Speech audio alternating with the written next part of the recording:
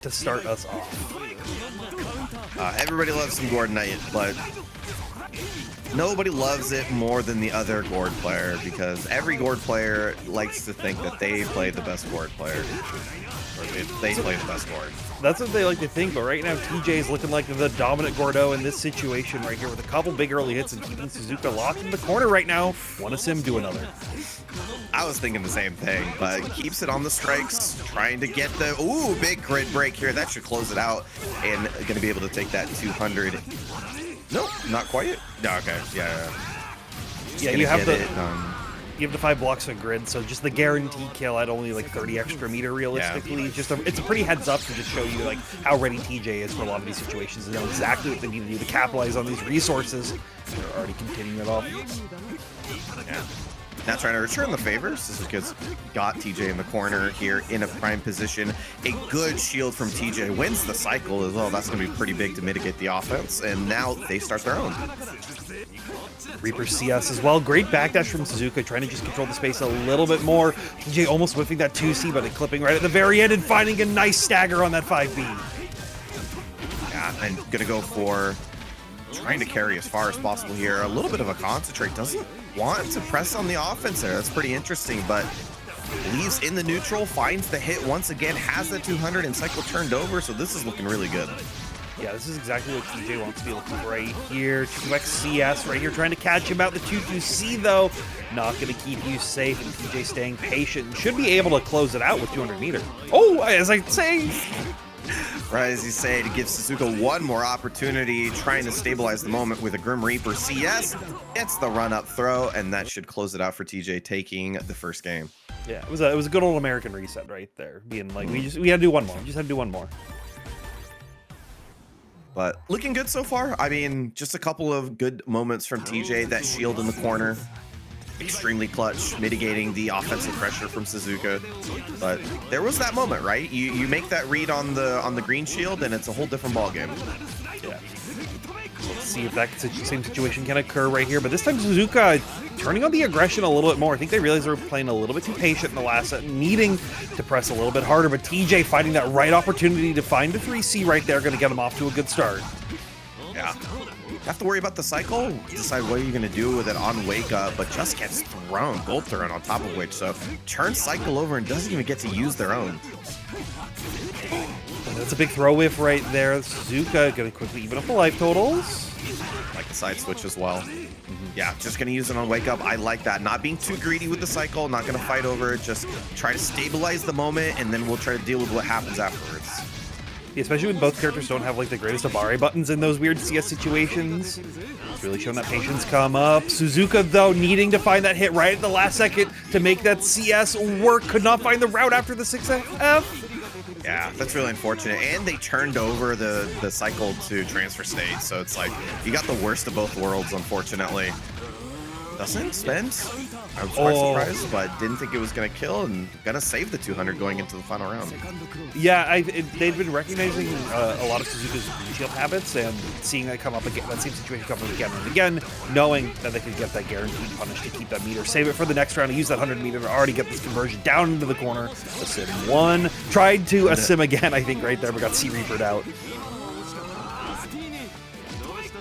Suzuka win cycle, pretty big, especially in this mirror where Rusty Nail is a very good option. So having the better one definitely helps quite a bit. But wasn't able to find the hit with the cycle in hand, and TJ gonna try to mitigate the rest of it and gets it at the last second with the concentrate. Yeah, getting the extra little bit of grid with the Asim grab plus the concentrate to try to lock it in. Spent it quickly as well. Suzuka almost had the hit to convert it back, but TJ should be able to close it out right here.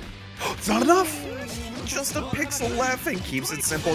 Suzuka does get cycle, but gets opened up by the aiming, and TJ is going to take it 2-0. With screen positioning, the concentrate actually ticks over in time. So I think it was more one of those you have to use it or lose it situations for them, unfortunately. Up next, we have ProdigyxCD versus Wonton. Finally, some good West Coast representation in these net play brackets here, Prodigy. Someone who I think really came up through, most people know through the Grid Break event that happened earlier, or at the end of last year. Has really shown a lot of work of the Mika and has kept grinding with the game afterwards, which is always great to see. Great combo from the Akatsuki. Trying to get as much down early on as possible, but had to let Prodigy out at some point there. Trying to go for the mix. Nice tech on the gold throw and just backs off afterwards. Doesn't quite get the spacing to get the fireball to combo, but nonetheless healthy life lead here. Yeah, Prodigy's playing very patient right now, not wanting to do anything too risky. Yet this life total does find the good tech right here. Mika missiles out, and the 6-6B will connect, but we don't have the full combo. Really unfortunate, but there's a good positioning here. Once again, clutch throw from Wonton. Doesn't get punished for the DP. That will be very nice, and gets the punish themselves afterwards. Yeah, and Prodigy didn't react to the green shield as well, so was able to get the blue shield after the last Mika missile right there for a really good punish, but that Mika missile will connect. No pickup, though. Oof, almost got that one, too. That's a little tougher, but nonetheless, playing that defense really well. Wonton's showing what it takes to really keep Mika down, and once again gets the hit. Yeah, just keeping it very simple. Like you see a lot of Akatsuki's trying to be a little bit more aggressive into the Mika matchup, but Wonton knew that they just had to back off, throw fireball to catch out of the 6-6B attempt right here. Just has to keep it basic with some meaties and some stagger pressure, and this should be enough with 200 meter to close it out any way you put it. Wonton taking game number 1. Yeah, looking really, really good. Good confirms. Good spatial situation awareness, using that beat Tatsu really, really well, using it in places where Mika will run into it, and since this is a pretty aggressive character, anything like that that moves forward tends to clip the character, especially if it has like a decent vertical hitbox for something on the ground. So yeah, great stuff so far. As well as if she gets close, like Bitatsu will low crush in a lot of situations, and a lot of the Mika stuff just happens to go a little bit lower, so you can find opportunities to catch him out there. Tried to catch the low green shield, the 6B was a little too late on it, but they aren't late enough for that, and what a pickup from Wonton. Oh, that was so sick. The air pickup on the backdash read, so good. Once again, getting confirmed. That's the type of combo that'll let you feel it. It doesn't do a lot of damage, but man, does it feel good. Yeah, it's showing a lot of like really like heads-up awareness from Wonton, that they're just ready to try to convert off these weird hits wherever you can, and Akatsuki is a character that really succeeds from a lot of that, just like recognizing the air fireball hit, knowing that Tatsu is going to be your best way to close that round out. Yeah, it closes it out with, well, now 200 meters, so going to be able to close this out if they find the hit, but it's up to Prodigy to just keep that offense going, try to build that meter first, and these hits are going to help. Yeah, and Prodigy finally finding these bigger hits that they do need, right? Trying to get those life totals down a little bit further. Party time. Catching backdash was so sick. And it gets the cycle too, so this is a place where you can close it out, but gets the BDP. Finally a response from Wonton. Oh, there you go, and a return, and wait a minute, Prodigy is back in it. Yeah, you know, sometimes you just need a couple of those rounds figuring things out, trying to figure out how your opponent's reading the situation. That's where we can get a lot of reward from. Though, unfortunately, getting hit right here as Wonton finds another really, really solid hit to walk him back down to the corner. Wonton's had some really good confirms. Like, you can see like the slight delays because they're just seeing what the situation is and getting these really well. But Prodigy, once again, finding, oh man, needs to confirm these combos. But nice parry from Wonton. Yeah, good recognition on Wonton to know where those gaps are, know where they can afford to press parry, and even forcing the concentrate right there, which made Prodigy use that CS in a less opportune way, CSing their own after the Tatsu. Now just trying to close them out. Nice. Almost got that pickup, but still healthy position, especially with the 200 meter. Plus frames with the super. Trying to find that moment for Prodigy to make a mistake there. No cancel. I wonder if he missed it or if that was just greedy, but nonetheless, Prodigy's now taking advantage of the moment. Yeah, this is what you need. Wasn't able to get the big counter hit that they were looking for, but still able to get the tempo in their favor a little bit. Backs away, 6C whiff, but no punish. Oh, I love Wonton walking underneath it. Like, even knew that the optimal spacing to punish that if he got the opportunity, but Prodigy once again finds the hit, tries to fade away, and gets caught with the jawbreaker. Wonton's able to take it 2-0. Yeah, excellent stuff from Wonton there. Just always like being in the right place at the right time to counter exactly what Prodigy was bringing to the table. This is Byakuya.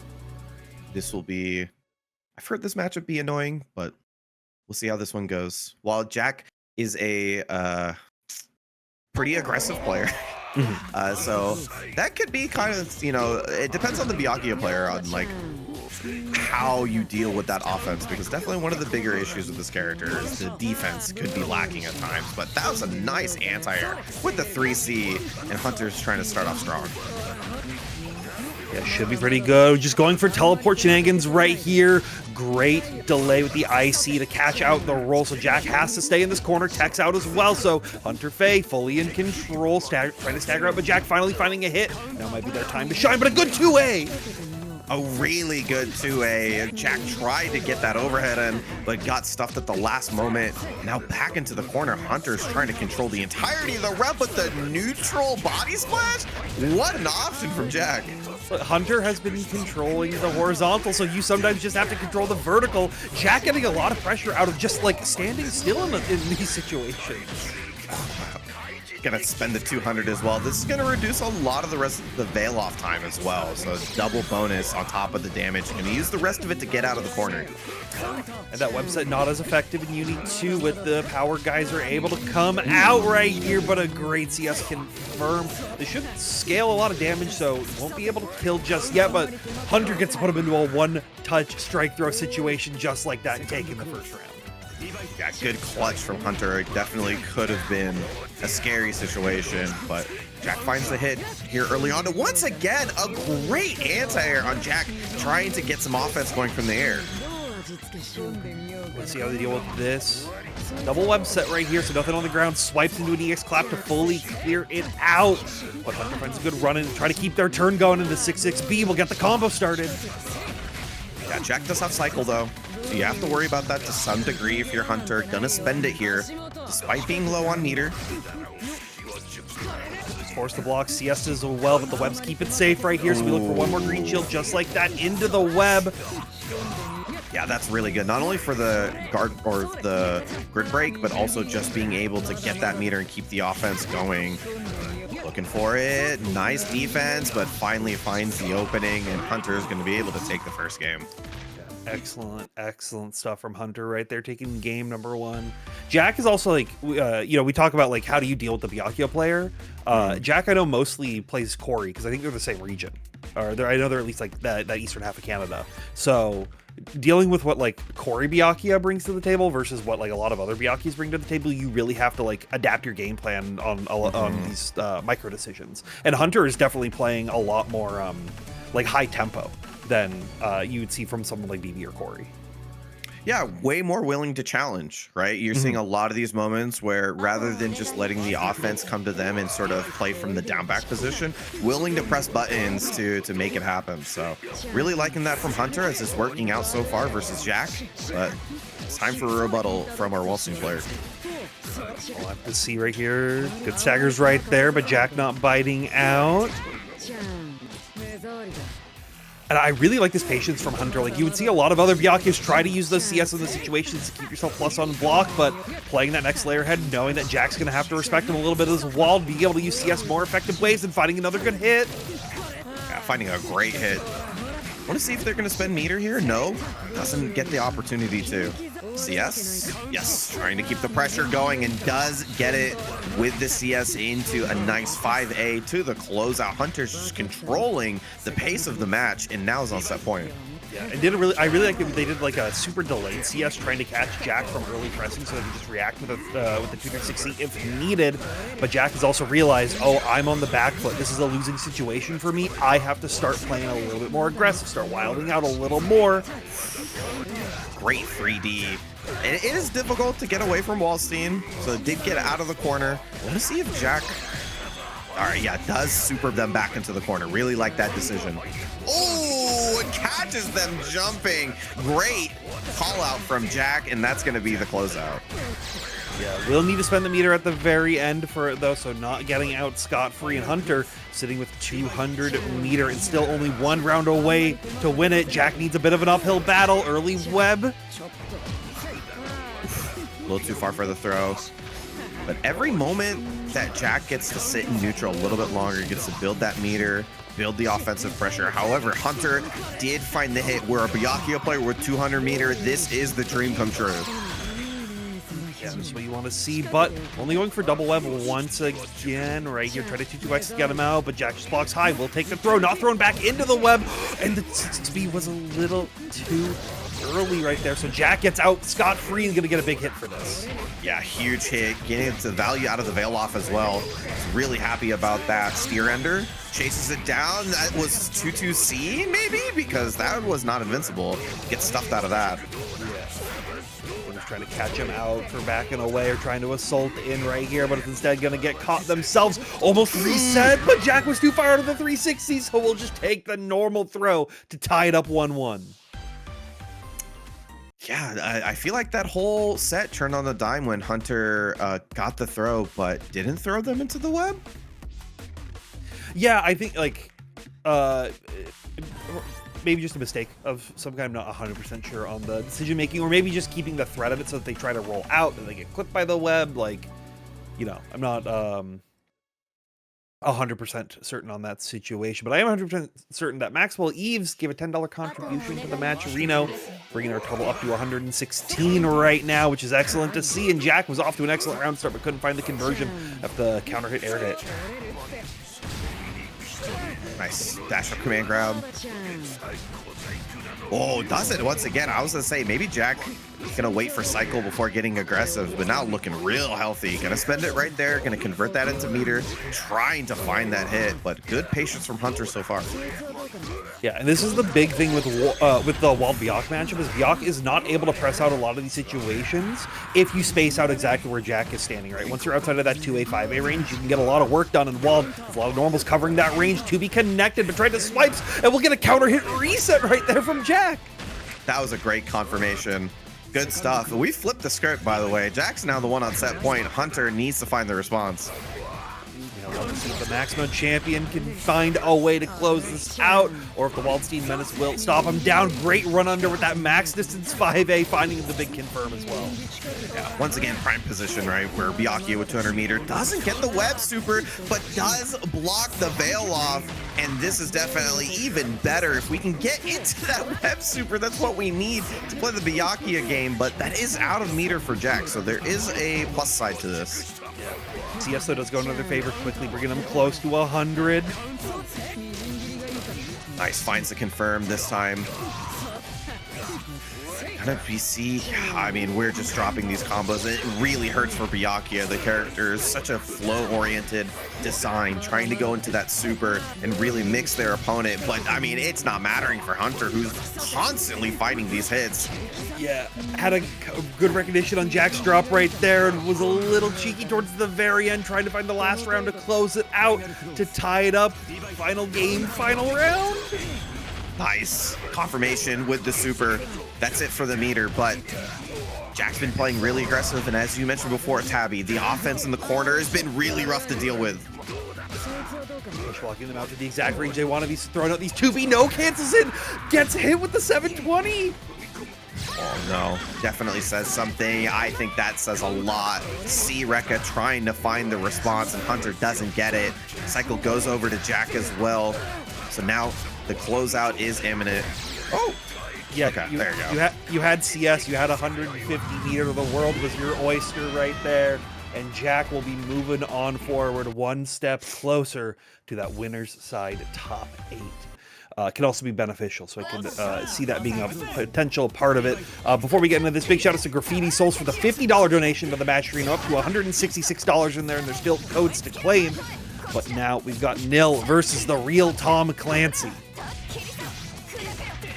And already getting run down here. This will be an aggressive matchup from the both of them, but Wagner first off throwing very well into the corner. Oh, Flashbang trying to go for a nice stagger mix up there, but gets the hit off of the assault, and this is what a Wagner round wants to look like, just closing it out after one hit and getting all the offense to work out. Not quite. Okay, no, all right, just 5A to close it.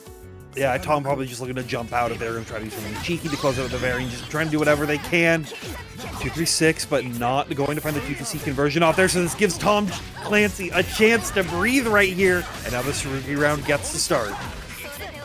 Yeah, try to return the favor. Try to put the opponent into the corner. Tom Clancy once again finds a hit and has the meter behind it. Drops a combo. Yeah, trying to stabilize the situation. I love the guard thrust to the 2-2C, trying to keep that offense going.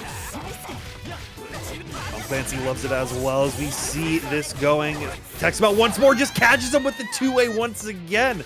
We just saw like the perfect strike throw rounds happen in both different ends of each player. So now it's like, okay, now we're gonna play the game. We both know what we can do. Let's try to make something happen right here. Great empty jump right there to catch those stand shield habits that you see from a lot of Uni players. Yeah, but now Thomas 200 meter, right? And that's just going to be a lot of pressure, especially after the grid break. There's a potential for a closeout here from TheRealTomClancy. It's looking really good. Goes into the IW, but it was not enough. A little bit more. CS still on deck while that grid break is just about to pop out, but one more will close it out with the J6C. TheRealTomClancy takes game number 1. A match of offense, a match of Oki.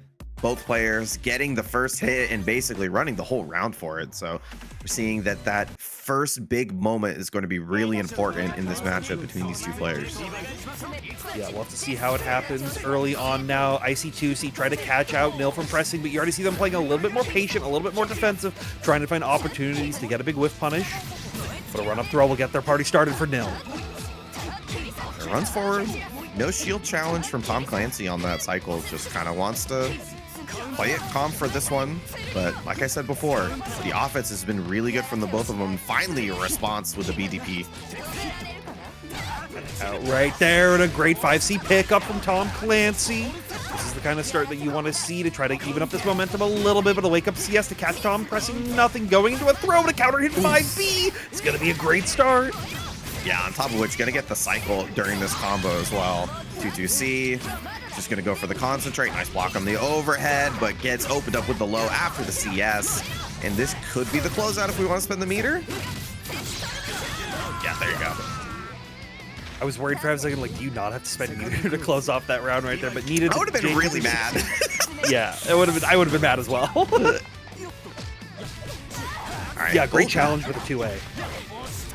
Yeah, these challenges, I mean, Tom did lose that last round, but the challenges are coming in. And I think that might be really important going on to the set as he gets a big grid break and puts Nil into the corner. Keep it up right here, knocks him down once more, tries to catch them, but the stand shield or an anti with an empty jump, not going to work out. ADP drill, keep your turn going, and now Tom just being a little bit more patient. Let's get counter thrown. Holds the cycle, but gets opened up by the stagger. Maybe thinking about using that CS in the middle of the pressure. There it is right there on wake up. Gonna side switch with the throw. Yeah, there we go. The armor on the jump in right there, catching the anti-air attempt. TheRealTomClancy showing that knowledge and showing what you need to do to close out some of these rounds versus Wagner. Oh, God, I love me a good anti-air. That's the I know that you know. Ooh, with the pile bunker, going to be able to get a big starter here and already putting Nil into the corner, trying to close out the set. Yeah, and I like not spending the meter on the ender right there, just trying to save it for potentially needing to close out this round at the very end, because you do not want to bring this to a game 3 if you do not have to. Green shield doesn't get punished right there, blocks the mid and finds the 2C confirm right here. Oh, this is big. Gonna get that, close to the 200 meter. Nice whiff punish with the dash C, by the way. Not only getting out of the corner, but gonna be able to put themselves in a much better position to extend this set. Yeah, and I love that block shooting right there. Just keep it fully gapless, because you know that cycle's going to go over into your favor anyways. And Nil also finding the drill pickup, catching Tom, trying to press 2C once again. That cycle might be really important for closing it out. Nice block on the 280. And but gets opened up before the super flash even comes around. Nil, nice turnaround in that round and the closeout to tie it up 1-1. Yeah, like I want to say that was like 236C coming up for Tom, just thinking that they would go for like shield car to back right there. But Nil, I think just keeping it very simple, like I'm just going to meet you again and again and again, and also keeping it simple like that. Bring back the stand shield right there, showing that Tom's tried to bait it a couple times, being like, okay, they're gonna try to play around it, but not Nil, keeping it simple. Fortunately, doesn't get confirm off the 5A, and TheRealTomClancy finds a well-timed 2C in the side switch with the pressure as well. So opportunity here, great confirm off the second hit 6B from Nil. Got that extended hitbox on that second 6V, putting in work right there. Close up shield charge, staggering out low a little bit. Try to catch those green shields, but Tom keeping it calm and finds another grid break. Oh, this is going to be really important for Tom. We be able to get a lot of pressure here while Nil's geared broken. Nice gold throw tech. And side switch as well. Nil turns it around. And recognizes what Nil wants to do with the delay pressure right there and had the DP, but the J2C from a Nil to catch TomClancy pressing once again, turning the tides just like before. Nil now at match point. Oh, such a big turnaround for Nil, doing that from a grid broken situation. Very, very nice. Ooh, the dancing around. Gets the throw, but trying to close this out now. Best grappler in the game? Wait a minute. Yeah, you can't do it. You can't do that to somebody. They're gonna have the respect eventually, and Tom just knew that they had to be patient to wait for that level. Seadrill keeps your turn going to a more plus frames, and they saw the green shield, so Tom has to guard thrust out, but the 6-6B is gonna whiff as Nil just backs away, and this should be enough to close it out. Very nice. Close out from Nil. Gonna be able to take it 2-1 in a good turnaround. Like A1. I give uni players a lot of crap for their names because a lot of you aren't funny. Reaper's the exception. No, that is top tier. Well done, well done. As we get into this one, back to back on the Tsurugi's, Texas Hammer on the Londrekia as he has been, and finds that 2C. Gets started early on. You're gonna see an honestly a very different kind of Tsurugi play. Tom plays a lot more like what I would call like fundamental uni style gameplay. Reaper hates you when he plays, and like the best way possible. It's balls to the wall aggression. I'm going to stop you, and it's your fault if you get hit. And you already see Hammer having to adjust their game plan a little bit like that, finding some more opportunities to pick up with these big Rekkas right here. Already has Celestial as well, so this is very scary on Reaper's end. Oh, wow, the veil off. Really wants to bet on this round? I mean, you said it. That's the type. Ooh, the challenge? Seeing the overhead and knowing it was wrongly timed? I'm pretty impressed. Yeah, excellent recognition from Texas Hammer right there. Both players backing away, but catching him with the high Rekka, knowing that Reaper wants to go in for the big J2C right there. Gonna get a big reward off of it. Just trying to go for that control, right now, just trying to keep in front of them and just trying to constantly keep buttons in front outside of his range. Yeah, I'd say had to be a little bit more patient in a lot of those early situations. You have ice debuff on you, and getting hit is just gonna put you in a very scary situation. But sometimes you have to let that DP rip right there. 2C just whiffed out, like right as the forward dash came out. That was perfect spacing from Texas Hammer to take that first game. Yeah, I think that's been like the key point of the set, I think, Tabby, is that like Texas Hammer is very aware of that 2C range. And even is playing in it, right? We're seeing the 5BB in that 2C range. Obviously, it's a great tool, don't get me wrong, but like it is playing in that 2C range, and it is the most important button probably in this matchup because Londrekia can play outside of that 2C range with the flower, with stuff like Dash C, trying to control the space first. We'll see if Reaper can find an opportunity to get it to work out. They will let that DP rip and gets the side swap off it as well. Trying to hit trades, but not going in anyone's favor. So Reaper, with just corner control, has to pop the CS, try to make something happen, and the throw will get it started. Yeah, I think this is probably going to be really important for Reaper to keep that offense going while we're here. Nice micro delay there. Catching Texas Hammer, trying to do something. Nice throw tech, trying to respond here, but we're still in the corner. That's just a little too late right there. Hammer had the one button DP, and Reaper just once again VOing out because they know they can make that 6 connect. And is this enough? No, it's not enough. But just trying to keep that offense going, I think. Just wants value out of all of their situations, but Hammer was able to find a big button. No DP. Did they think it was too far? Yeah, I think they thought it may have been too far because that was like the start of 214 that was coming out right there.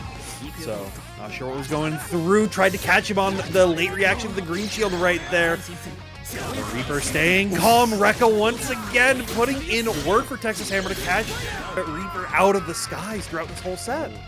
The space control's been immaculate. I think that's been the big difference. And obviously that's the game plan for Londrekia, but just being able to find it time and time again has been really, really good. But nice throw from NegaReaper. Once again, once we get that offense going, get that opponent into the corner, that's when Tsurugi is really gonna shine, but tried to make a hard read there with the BDP and it didn't work out. Hammer has been pressing a lot in those post-tech situations as they go into their favor, so you know, I think it was a good read from Reaper, but Hammer just putting themselves one step ahead, and now Reaper doing it with finding the big 2-1-4 grid break conversion, but couldn't finish the combo, so now Hammer gets the corner. Oh my god. The mashing the CS on hit, the DP right after that in the situation. These guys are playing so fast right now. No confirm off the 5BB, but still in the corner, gets the hits to finally close out this round. That's something that Reaper needed.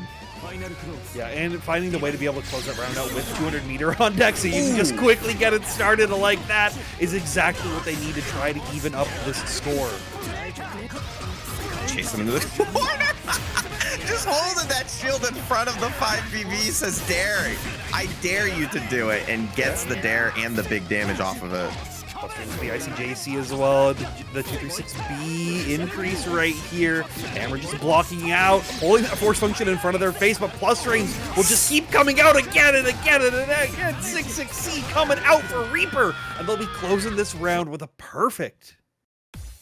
Yeah, absolutely the kind of round that you need, right? I mean, Lond with his fastest normal being 6 frames is gonna struggle a little bit to deal with some of the Londrekia pressure, or sorry, opposite with the Tsurugi pressure, and he is just playing really well on the timings of Texas Hammer. He's making better reads on when they want to press buttons, and stuff like holding shield or just having a extremely well-timed dash B. Those things have been really tough for Texas Hammer to make a read on, and that's what we need to see in this final game.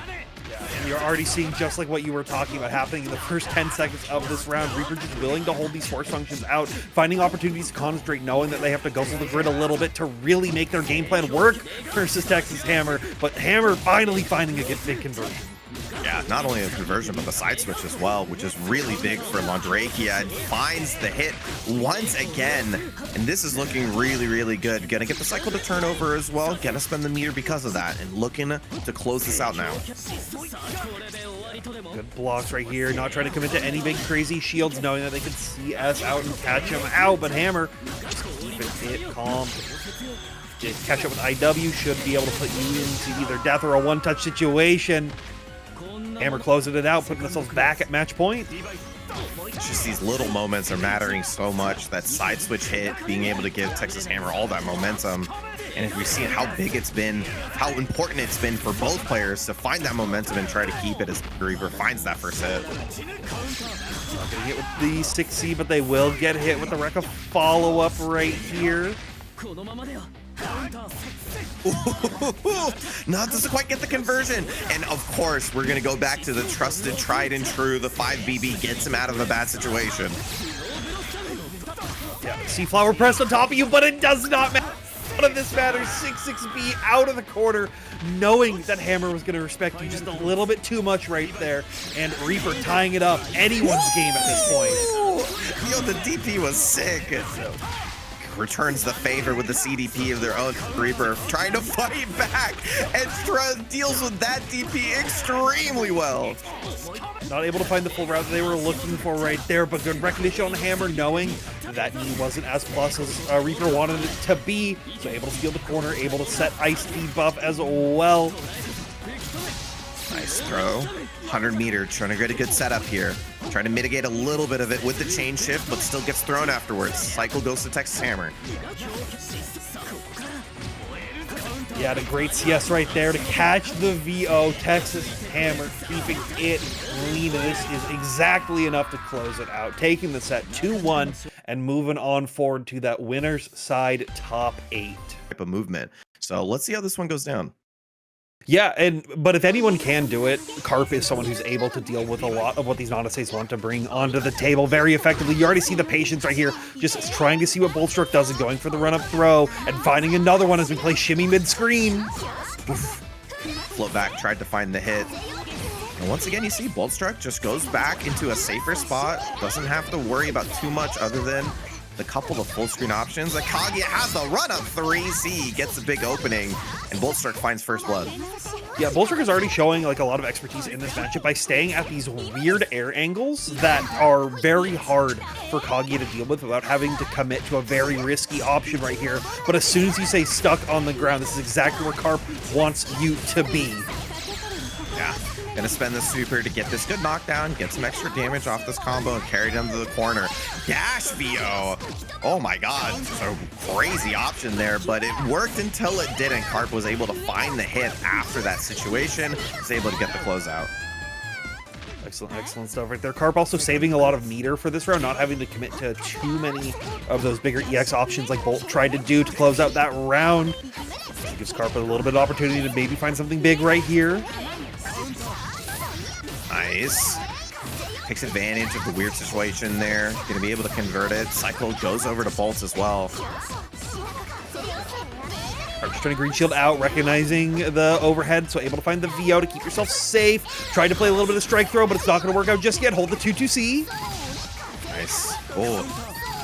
Oh no, the huge grid break. That's when they had Cycle. They had Celestial on top of which, and Boltstruck mitigates all of that with a huge grid break. Great staggers right there from Bolstruck. I love Bolt's. Bolt does this in every tournament and like almost every matchup. They find the exact setups they need to go for those 2-2Bs that don't hit and just stay right in front of them, which forces your opponent to hold some of the grimiest damage in the game. Oh, I like that dash C mitigating the fireball as well. I think Boltstruck knew that was a possibility and just kind of tried it. You know, got to test your opponent, but Carp passes with flying colors. Fireball Oki trying to get something started here. Found the delay counter hit, but can't find these pickups off these max range confirms. Yeah, but constantly tagging Bolt. Not getting an opportunity with the JACS. He hit him with the classic, but that is going to be mostly in transfer state. Not going to get a lot of meter out of this. Theo coming out as well, which should lock the cycle over into Bolt's favor. Finds counter hit, but both these players not able to find the big routes that they're looking for. As soon as I say that, we're just going straight into IWEX. Yeah, perfect timing on the VO2, getting the maximum amount of value out of them, but just gonna cash out on the damage here, and it's not going to kill, which is why I was kind of surprised it was the IWEX. It's more damage than the IW, and you still had VO buff on it. Yeah. That's right. It was just the best thing you could do with 200 meter.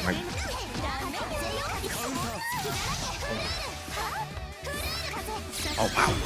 Really safe situation. Just backed off entirely despite having Carp into the corner and having the meter behind it too. Oh, the response to the dash too. Very well done from Bolt, who takes the first game. Yeah, excellent stuff. I actually really like that decision from Bolt to just back off right there, because they had 100 meter that they could have spent on extra plus frames, but they know Carp is just going to block it out. They're just going to play super passive to try to make you make a mistake. So instead, resetting to the mid screen where you have more options, find things like that C tornado and just clip them out is, you know, was a very heads up play. Using the meter for better offense or better responses in neutral. Love to see it. Carp does find the first hit, tags him out of the air for the DP, and does not get the value for the punish, unfortunately. Good tech out, not going to punish the green shield, and the 2C second hit will confirm. He's been using that really well to catch Boltstruck on the way out. It's been a really key point of this set so far. Confirm this time. Very nice. Yeah. Kind of one of the things that was missing from Carp in that game one. He got a lot of tags into the corner, but not the confirms. This time, taking the round for it. Yeah, I like death by 1,000 gunshots can effectively work over the course of the game, but it just leads yourself to a very scary opportunity. And they tried to reaction DP. Unfortunately, I don't think it was going to work out with the EX Sword Car coming in from Bolt to lock Carp back down into the corner. Throw once again, tries to go for a throw bait attempt there with the delay 5B, but gets the hit afterwards.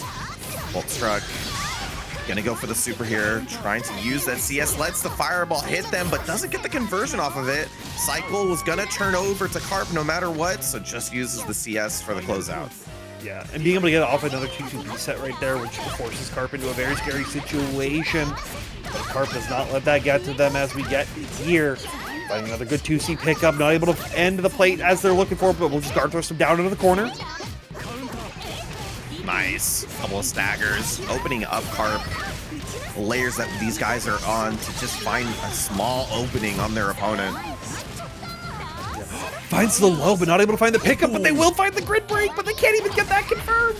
Oh, gonna cleanse it with the VO, running forward, also grants them the cycle, and now it completely turns around for Boltstruck, who tacks on the IW at the end of the combo. Themselves a casual 5400 right there, and Tornado follow up CS. Gonna be in transfer state for a long portion of this, so Carp can maybe make something happen, but the IW will not work, and this should be enough for Boltstruck to take the set 2-0. Yeah, just a couple of really, really big moments there. Top 8 winners side. And Jack is fighting Sun Moon Lady for that loser side top 8 spot. So we're getting that loser side shortly filled out right here as we get to our last stream match of our top 8 qualifiers. Nil versus Paragon's BigBlack. Yeah, really excited for this one. Definitely a big test for Nil here, who gets grid broken early on. This is going to be quite tough as cycle does turn over for BigBlack. Does have the meter behind this situation as well. Finds one more hit, can be able to keep it. Grows and just runs right into the net. Wasn't able to get the confirm, but nonetheless, BigBlack making a statement, telling him he knows where he's going. Nil was, I think, maybe expected like 6XP or a run-up right there to catch him with the J2C, but BB just trying to delay as much time as possible to make sure that they gain as much meter with that CS to close out the round right there. Starting with the perfect, but Nil found the first hit, but the second one will go to BigBlack. Yeah, unfortunately, whiffing the meter as well. That meter is very valuable for Wagner to keep the offense going, but BigBlack's going to be the one who does that. Gonna get the net set, try to see what's going on here.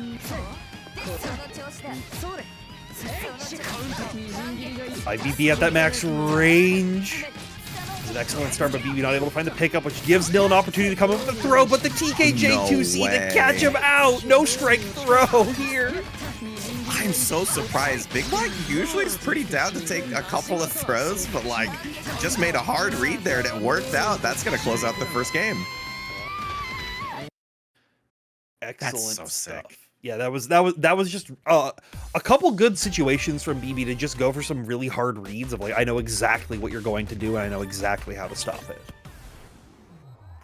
I feel like I'd never see him go for something like a TKJ2C, but like that's, I think maybe just really, you put that into your opponent's brain in game one, it's like, oof, do you want to go for a throw afterwards? You have to on this character, but still. But I think another thing from a macro level is BB is doing things that he doesn't normally do, because Arc World Tour's coming up, and BB hasn't had a big tournament win in a little bit. So I think trying to do something different, to find a way to change up the game plan just a little bit, to create opportunities for success, and BB showing that already right here in our top 8 qualifier match. Just going for double web. Yeah, keeps it simple here. Gonna play for the control. Nice punish as well. Gonna get the dive and get out of the corner as well. Cycle, try to extend this combo for as long as possible so we can have it. Yes, flashbang. What's the mix? Just keeps it staggered. Shields up from BB to push him out, forces them to go for the drill to cost that sword buff, and finds a big grid break as soon as they think you're going high. Yeah, and that's going to turn into Celestial on top of which, so going to be able to control the rest of that game state really, really well here. But BB not able to find the triple web setups, but it does not matter when the 236A runs into the ground web set in front of you, and it's BigBlack one step closer to taking the set. Yeah, gets a lot of that meter through this round NCS as well. So now they're going to sit in the best position possible. Set point with 200 meter on Byakuya to be able to get this game going with the net super. Try to catch him if they were going to dash block out with a 2-2. Just keep it unlocked into the spider jail right here. Should be able to set up a great double web as well with the one up front still there. Yeah, next hit potential to kill as well. Yeah, and that's going to be the throw. And should be the closeout as well. BigBlack, really dominant play here. Adding as much damage as possible to BB. Classic. I was worried. I was like, were you about to go for IW there? But realized he didn't have 200 meter. But BB was still one step ahead. Is potentially in front of them both. Ojito. Yeah. Like, Ohito and Sonaru, but Ohito especially. You talk about Defi with prep time. What about Ohito with prep time, where they just want to refine that stuff? And it's going to be a very exciting event to be watching out. But I'm here to watch our next game of our top 8, the Texas Hammer versus Riojin. Riojin on the Linne. Try to see if this can fare versus Texas Hammer's Londrekia, who's been controlling that pace in the corner extremely well. Does find the hit once again. Can spend meter to close out. Absolutely will do so in this version of the game. You're gonna have to spend it. Yeah, and you want to spend it for as long as possible. Riojin Linne is definitely not the most normal pick that you see out of there. You already see them playing a little bit more patiently that you don't expect to see as much from Linne players. But if you give a Linne player the chance to scramble, you're going to look like a bowl of eggs. Yeah, but I mean, the way that we see Hammer play, right? Very control-oriented, wants to play with the player in front of them, doesn't want them to let them do stuff like that. But Riojin does find the hit with the jump dive kick and is able to get that Dragon Fang Ender and immediately DPs out off of the first offensive sequence. And they'll just DP back in kind, finding that CS opportunity and catching with the delay 2C after the Kuga right there. So should be enough for Riojin to get another big grip of damage on the screen. Again, no tech from Hammer, just trying to mitigate some of that immediate options, trying to make him go for some manually timed stuff, and does find the hit at the tipper range here. Gonna need one more afterwards, but after getting the cycle, it's gonna look good. Finds their flower set, but Riojin knowing that they can tech onto the other side, so able to keep themselves safe, but you can't be totally safe from the ice skater himself. Texas Hammer taking the first game. I'm impressed with Hammer because I imagine that Hammer also thought that he'd probably see the hide, right? Mm-hmm. And I think still played that extremely well versus the Linne. And I think when you play against people who are more known for one character over another, you expect them to play like that other character. But he played that rather differently, and he's locked it in on top of which. Yeah. I mean, as if you're not traveling to the Arc World Tour for that LCQ, we're in off season right now, right? This is the time to experiment with other characters, to, like you were saying, for what Defi's been doing, to refine your game plan, to figure out exactly what you need to do. And sometimes learning a character that's a little bit different than what you've been playing before can be that success. But right now, Texas Hammer has been showing the Londrekia is what they need for success. Unfortunately dropped the combo with the dash B, but nonetheless picks it up right afterwards, and we're Londrekia. We can find the other corner if we get the combo. However, drops it, keeps it safe with the CS, no harm, no foul. Catches him out with the fireball. Concentrate wars right here as Riojin tries to seal the cycle. The shields will allow him to do it, to find the CS DP to keep themselves alive. Nice, finally getting some offense going there. Another throw, plus frames with the TK Kuga. Just trying to get something going here, but Texas Hammer very down to down back here. Whoa! Just perfect spacing on his normal usage versus Riojin. I mean, that's been the story of Texas Hammer all the time we've seen him on stream, just finding that exact spacing that you need for success, even utilizing an option to keep yourself safe from the IW. You can't punish at that side of the screen, but you're not taking that reversal. Yeah, at least you're not taking damage, right? And that's the best part, especially spending that 200 meter for little reward. Once again, catching Linne out of the air with the Rekkas. Texas Hammer now on set point. Yeah, I just Texas Hammer choosing to keep the meter, because I think he probably could have spent the meter after that post IW to guarantee the round kill right there. Mm-hmm. But walking into your potential final round with 200 meter is just going to give you so many more opportunities to make things happen. And I even think Riojin knows that and has to fully lock them down right now. Yeah, can't save your own meter once again, just DPs out. The confidence on his decision making right now, leading to round after round. Spends the cycle there, maybe just trying to stabilize the moment. Wasn't sure what was going to happen. Riojin with a clutch throw gets him the cycle. Like DP though as well, and a good run up, catching Texas Hammer being a little bit aggressive. We talked about them having that 200 meter, but they haven't really had a big opportunity to spend any of it. Yeah, now it's the question of whether you even want to bet on this round at all. Well, you're not going to get the chance. Nice confirm from Riojin, who finally showed some life. Yeah, but immediately spending on EX Kuga right there, and a great delay on a 2B press, gonna catch riojin. Lacking right there, so we'll see if they can now create the opportunity to open him up. 2-2 gonna hit. Yeah, that's big, right? You got to this part of the health bar without spending any meter. Now you can use it for utility. You can use it for reset plus frames. You don't have to use it to damage to close it out. Nice throw tech from Ryujin, though. But we're in that great 2B range for Londrekia, and that's been a tough spot for Ryujin. Oh, great delay right there, trying to catch a see if Ryojin was going to spend that cycle that just turned over to them, but Ryojin wanted to stay a little bit more patient. Hopefully we get to see a little bit more of that through the loser side of this bracket. I'm curious to see what the Ryojin Linne has cooked up right here. But our next match, we got Paragon's BigBlack versus Boltstruck. This is a net play grand finals classic, but we're seeing it a little bit early here. These are two of the biggest net play bracket grinders we have in North America, and they're two of our best players on top of which. But like net play grinders are the people that have defined UNI2 or Uni as a whole again and again and again, right? Like BB started as a PlayStation tournament net play grinder. Defi started as a PC tournament net play grinder. And Bolstruck, grinding those net play tournaments, knows how to find these online confirms just like that. The 2-2B getting the delay hit on the fall down, going to give them the opportunity they need to take this first round. Let me tell you, like, one of the meanest things in this game is this set where you don't block it. Like, right outside of your range, just putting you in prox block and making your life miserable. Yeah, it's one of the things, I feel like Linne players were trying for so long to figure out how to fully make that game plan work, and Bolstruck is like the person that I feel like gets it more consistently than anyone else.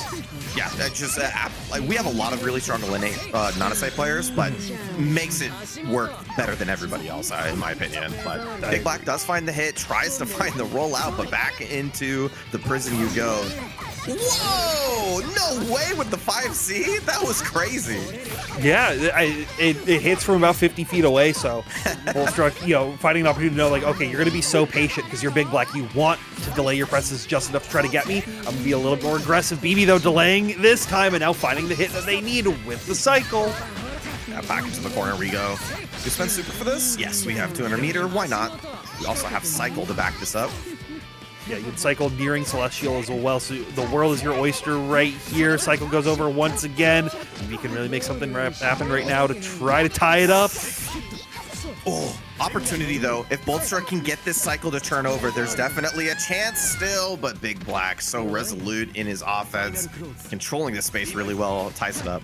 Yeah, Boltstruck's patience though was really, really good right there, and I love that. Catching the tornado. BB has been trying to implement teleport feint into their game plan so much. It's happened time and time again in other net play tournaments, but Boltstruck now has an answer to it.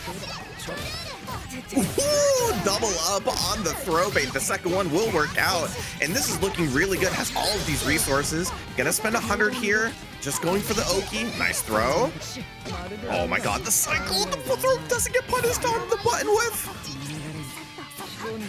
All right, good jump out right there. Not going to get clipped by the disc, but we'll have to hold all this pressure. Not getting baited this time. Finds a 5A, but not going to be able to continue it. We just want to reset back to neutral. Oh. Gets that grid break and trying to back up. Nice snipe with the 2-2C. CS to get the combo as well. This is the opportunity for BigBlack to turn this game around. Yeah, they had set that plan up like 20 seconds ago, finding the opportunity to grid break, finding the way to push Boltstruck aside, really making this game plan work. 2 webs gone, 1 still in front, and that's enough to keep the combo going.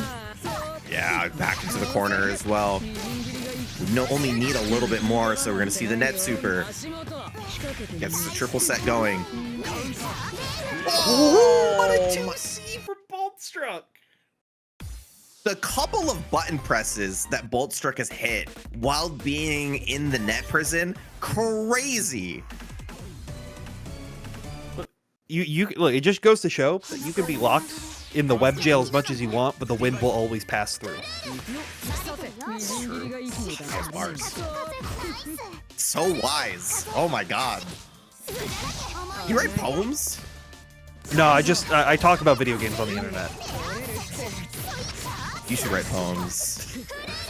Well, Bolstruck's right now trying to write a story of their own right here to open up BB. Not going to be able to find a punish on the green shield right there, but we will still get the party started. goes to the side switch early on, just trying to take screen positioning, but tries to return the favor. Boltstruck gets a nice combo here. Gonna spend the 100 for the nice knockdown. Goes for the mix-up. Nice block from BigBlack. Yeah. Oh, yeah. Little too long up in the air. Caught him delaying too long right there. BB with the great 5A anti-air. 1, 2, 3. I can already see BB adjusting their game plan a bunch right here to catch what Boltstruck's game plan has been to find opportunities to press during the web, just going for immediate 2Bs. Unfortunately, couldn't find the continuation after that. Boltstruck stealing the round, but BB stealing the grid break. What? I've never seen an Uno reverse like that off of this super. That's crazy. Oh. Oh. We good? We good? Very gentlemanlike. Let the controller get plugged back in, and we'll start going. Wait, that was a classic uni stare down, right? Yep. Just with no dashboard. What the kids want to see. Oh God. 5D. The kids don't want to see it. Only the adults want to see it. Let's be real. Oh no, back into the corner. Grid break right before cycle turns over as well. No, not like that. Feels mean. That feels like it shouldn't work out like that. It makes sense, but I don't like it. I'm glad it does. I'm glad it does work out like that. And BB's happy about that 2-3-6C working out right there, able to even up these life totals. Whoa. It backs up afterwards. The dash forward from both means BigBlack's actually the one who takes the cycle. Big opportunity to close it out, especially with the meter. It knocks him out of the air. Huge combo for Bolt. It's gonna need one more though. Oh my God. CS though trying to find the 5A anti-air, but Bolt with the delay on the tornado. Two really strong players who are playing in the loser side of our top 8. So next match is going to be big. Yeah, and this kind of matchup is always weird because you would think that Kaguya is able to just control a lot of what Wagner wants to do on the screen, but so many of Wagner's options just incidentally get through a lot of the Kaguya pressure. Yeah, you would think stuff like you'd want to maybe be full screen, like toss random bombs, dash C, but that's not the case. Yeah, but then also like laser just dies to force function, and sometimes if they have 100 meter, you just lose. That's what it is. But we are Kaguya though. If we can get the ball rolling, get the Oki going, get these confirms, that was sick. Then you can definitely take the best of them as Carp going to be able to close it out. Yeah, this is a very different Carp than what we saw previously. This is I think Carp was like, I didn't want to be in losers at this point. I shouldn't be here. It is now just trying to lock in that full aggression, and Nil, it has to find the opportunity to really get out of it. Oh, unfortunately missed that ender. That's going to give Nil the opportunity to turn it around here, especially with the 200 meter and cycle to boot. Plus frames, trying to see what's happening. Yeah, didn't get the blue shield at the very end, so Nil's still very plus in that situation. Able to find a good throw, delayed, tried to catch Carp up backing, but it's not going to work. CS after the drill, no fuzzy, but the Celestial goes towards Carp. Oh my, yeah, it just tried to extend that stagger just a little bit longer. Good response from Nil. Still has the 200 meter, trying to extend this combo for as long as possible. Does get the cycle at the end, but Nil gonna be able to get it after the CS, the veil off the strip. Wait a minute, a response from Carp. Yeah, 2-1-4 Cs to just get away from the grenades, away from any lasers right here. Carp forced to guard thrust as well. Able to find a big pickup right here. Nice. Let's try to see what we can do with that cycle. That's like the big resource here. Tries to use it to take some plus frames, but doesn't get the mix going. Gets the hit, no combo. Nice block from 2AD. Yeah, but the 6-6C is an even bigger tool for Nil right there to quickly take that round at the last second. Any of these like forward moving lows are such cheater tools. Like they're because you want to walk back out of these situations so badly, but they keep you down backing, and if they don't, that's what happens. No, Wagner's are all honest. Don't worry about that. Carp though finding a way to catch him out with these 2C once again. One of the it's like Kaguya's best button. I feel like the 2C just does everything you want it to do and more. Nice. Nil's gotten a couple of those. The jump into the corner, into the EX dive, just getting out of bad situations over and over. Dash FF a little too far, but still controls the space in front of him. Backdash out, and another great C drill from the skies. Nil has been utilizing J226C to just catch out so many people throughout this entire bracket so far. Oh. No, doesn't get the combo. That was huge. Yeah, I mean, and we're just back into the corner versus Wagner. Big drop combo, going to give Nil the opportunity to close it out. Does so, takes the first game. Yeah. Excellent stuff. I'm curious to see if Carp does want to just lock onto the Kaguya right there. I know, like, sometimes, like, they'll like occasionally switch to Yuzu for certain matchups, but I think they choose to believe in the Kaguya for this one, so let's keep it locked down. Trying to stagger out right now, trying to catch Nil shielding, but Nil just waits on a delay shield right there to find a 6B and takes a sword buff wherever they can. Nice shield from Nil. That's going to get the cycle. Tries to play for that first dive, side switch, doesn't put it on block, so Carp, well-timed 5A there, stuffing Nil from their approach. Okay. Freebie to keep yourself safe. Carp, though, is just so willing to reset into the mid-screen. You could have picked up off of that. That's insane. Unfortunate, though. Oh no, that's unfortunate. Side switch into the corner with the throw. And Nil has cycle as well. Doesn't have resources, but can hold on to this CS. Gonna use it right here. Maybe trying to bait something before it actually hits. I think potentially looking to bait like a VO or a guard thrust that would be coming out that you would normally want to do on the shield cards as they come through. But Carp just gonna be able to use an opportunity that the cycle transferred over into them to take their turn back, be able to spend some of that meter with a CDP ender. Yeah, carries them almost all the way to the corner, but that's where the pressure is. Carp gets cycle. Once again, JCS. The old tried and true, the classic from the very beginning. Still works out for them. Tax on the IW for the kill. Yeah, I think Carp just needed that big momentum swing right there, right? Wants to be able to try to get those rounds into their favor and is willing to spend the meter wherever necessary. Nice shield and punish. Gonna be able to get the side switch as well. And they do have the meter. Oh no, not quite. Looking on the wrong side there, but trying to keep Nil into the corner here, not trying to give them the opportunity. Even the chain shift, just trying to keep the pressure up as much as possible. Yeah, knowing that cycle was running low, just needs to do whatever they can to find these hits as it transfers over into Nil's favor right here. Should see a C grenades ender potentially. No, just B grenades. Oh, it gets the grenades to work out as well. Really strong offense there. Can they make this combo last long enough? Almost right there. Tried to force function as well, but Nil ready to just stay patient. Good tech out from Carp right here. Will DP the 2C attempt. And now this could go into Nil's favor super quickly right here. Yeah. J236C will connect. That's exactly why I was worried about the combo time. I was like, you're going to give cycle to Nil, and now we're in a terrible position. It's basically one hit for both players, the immediate time, and Nil makes a full 95 health comeback and puts himself on set point. Oh, you can't give the Wagner player any opportunity to breathe in situations like that. It's where things get so scary. 2B pickup as well, though. Coming up from Nil, found the counter hit route, so we get good damage. 2C. Nice start back. Stabilize the situation. What a backdash from the CDP. Great stuff from Nil. 2C once again.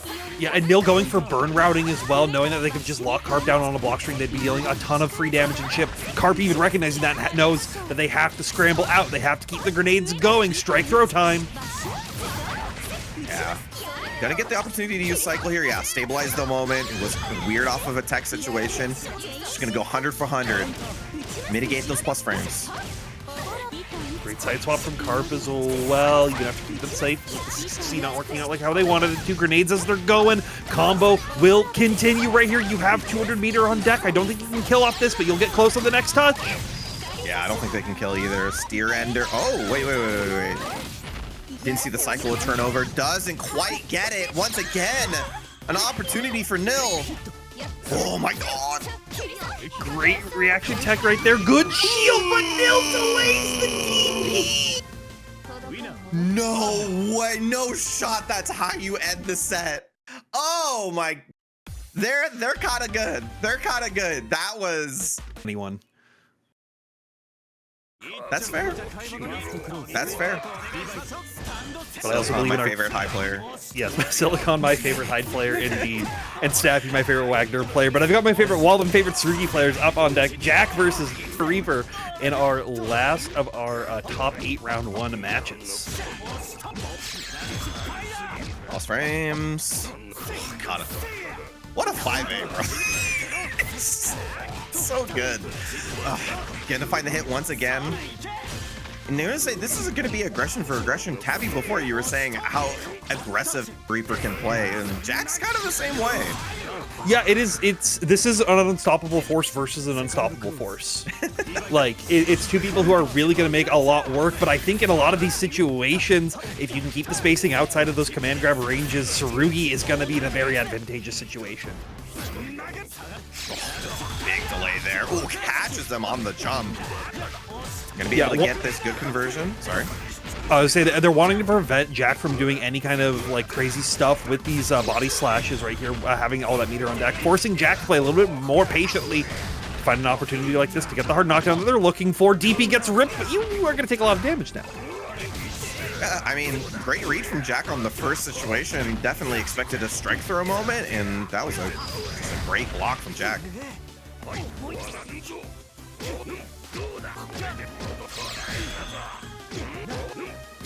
Good staggers out. Reaper just trying to find an opportunity to get a chance to press, but we have the shield. We want to make sure that the cycle can stay in our favor, but the fadeaway JC was not enough to take it, and Reaper now finds the 2-1-4C pickup with the grid break as well.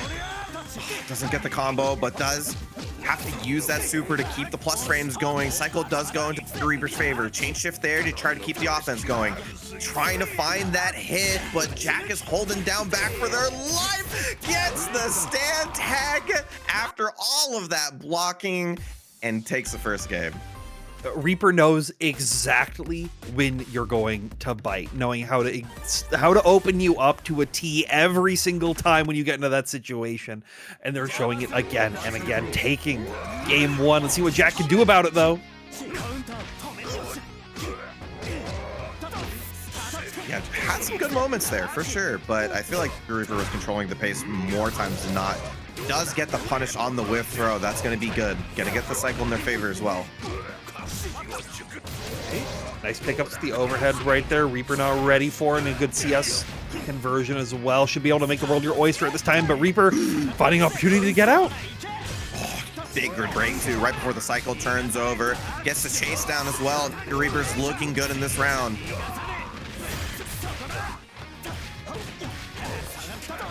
It backs out as well in case of any reset shenanigans. Good blocks from Jack, though. Reaper just going to stagger as much as they can, knowing that they could pop the CS at the last second right as the cycle ticks over. But Jack might be killing you for it. Yeah, a little scary to use that super there. Wasn't sure if it was going to kill, but it might bite them in the butt. Yeah, IWEX to close it out. Doesn't mind spending that meter themselves in order to put themselves at set point. You have to do what you can, especially with how much meter you build oh so quickly in this current version of the game. But you do have that meter advantage now. You did spend that IOX, so you can use that to your advantage. Waldstein has those great confirms at max range. And that's why you see Reaper playing a lot more patiently, just trying to make sure that they can win the cycle where they can. But Jack playing a little bit more aggressively, utilizing some of that forward movement as Reaper went backwards to take that first cycle. But Reaper does not let that get to them as they find the first big pickup. Yeah, and this is big, right? The resources was the big issue in this set. Oh, did they backdash from dot press? I think so, because I think their backdash puts something airborne. Yeah.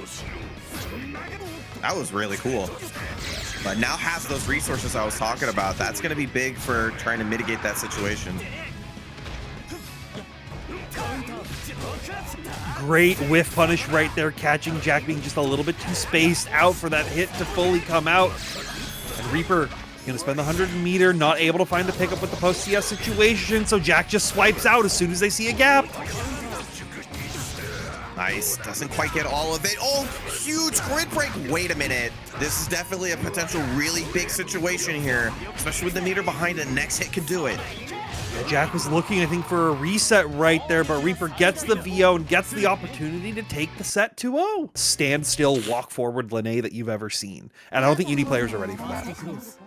No, especially not on this character, right? Like you expect a lot of movement, some aggression with this character, a lot of button pressing, right? I mean, you just have really good tools for that. But Riojin's been pretty calm on this character, especially considering how he plays Hyde. Like you'll be a bit surprised with that. It's perfect equilibrium, the yin and the yang, slow versus fast. Just on the characters that you wouldn't expect it. It's a little bit how you can think about like learning languages. Like people develop personalities in those languages. It could be that. Like I'm just going to develop a more calm playstyle with this character, so when I pick them, I'll be more calm. See VO coming out right here, not wanting to hold the Wagner pressure as it comes through. We play some good old strike throw, but all that VO is going to go away. You will see us right at the very end, though, just to make sure that you can always have 100-meter on deck. Yeah. Maybe not the best situation after, well, especially after getting hit. Yeah. Nil's been getting these conversions really well. Two VOs in the first round of this set. All right, I see how this is going. I actually really like the delay VO right there, because a lot of people just autopilot VO, and Nil had the armor buff to make sure that you could guard point through it, but they still stay calm afterwards, find their opportunity to take that first round. 665 gonna get a counter hit, but not able to find the pickup that they're looking for. Whoa. Immediate dive once again. Looking really good here. Nil's making great reads. 2-2-C. Ground them with the increased JC and finds it once again. Nil's Oki actually post that situation has been impressive this whole bracket. And they were still in burn damage right here. That health bar ticked down like an extra 900 damage throughout that entire combo.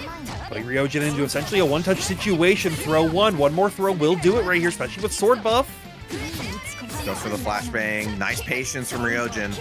And gets opened up by the dash B of all things. I feel like that's the first time we've seen it from Nil, but well placed and takes that first game. You can have all the patience you want, but the Wagner player will find the opportunity to open you up. It's one of those characters you have to press sooner than later, because like this character just resets plus frames so efficiently and has some of the best stagger buttons in the entire game.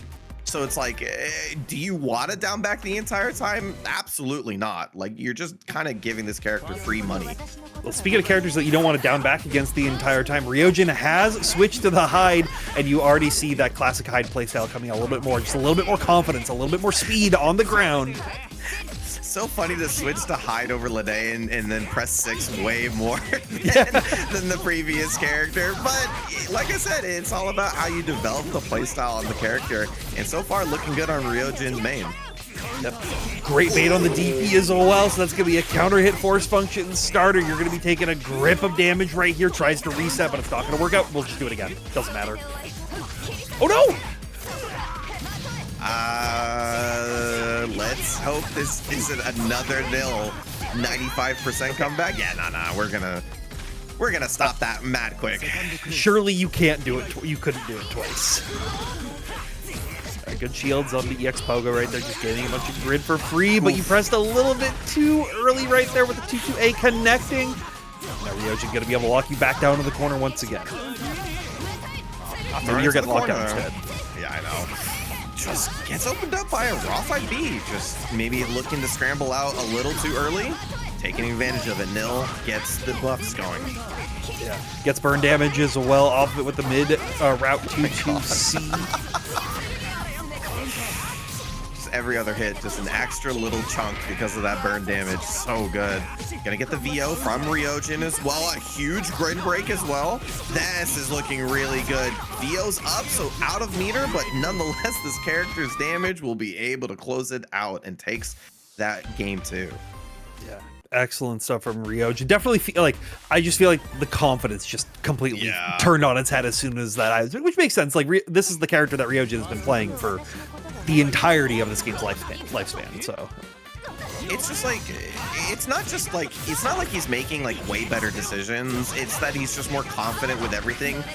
Sometimes just being more confident on the character means you make those decisions slightly faster, and a few frames can be everything in this game.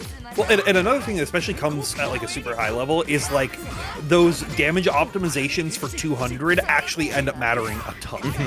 And being able to play a character where it's like, sure, you're able to get 3k, but you're able to consistently get 35 on Hyde versus 33 on Linne is going to add up over the course of the game. Just like you see right here with the IW and a riojin, just like quick 3 rounds in a row.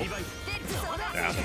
The way that they just dial in their offense because they know it's going to work. They have such confidence in their decision making right now. And Nil, kind of on the back foot, I would say, lost a little of that confidence because they're not approaching the same way that they used to.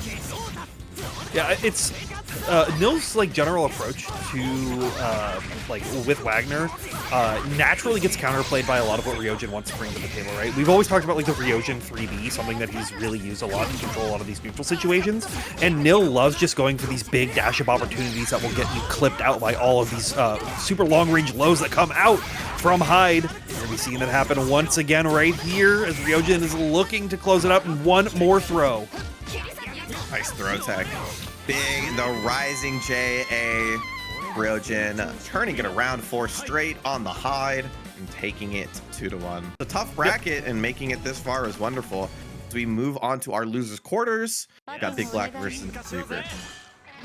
Yeah, and this should be a good one. Like I said, we had the last time we saw Reaper on, it was Unstoppable Force versus Unstoppable Force. This is Unstoppable Force versus Immovable Object.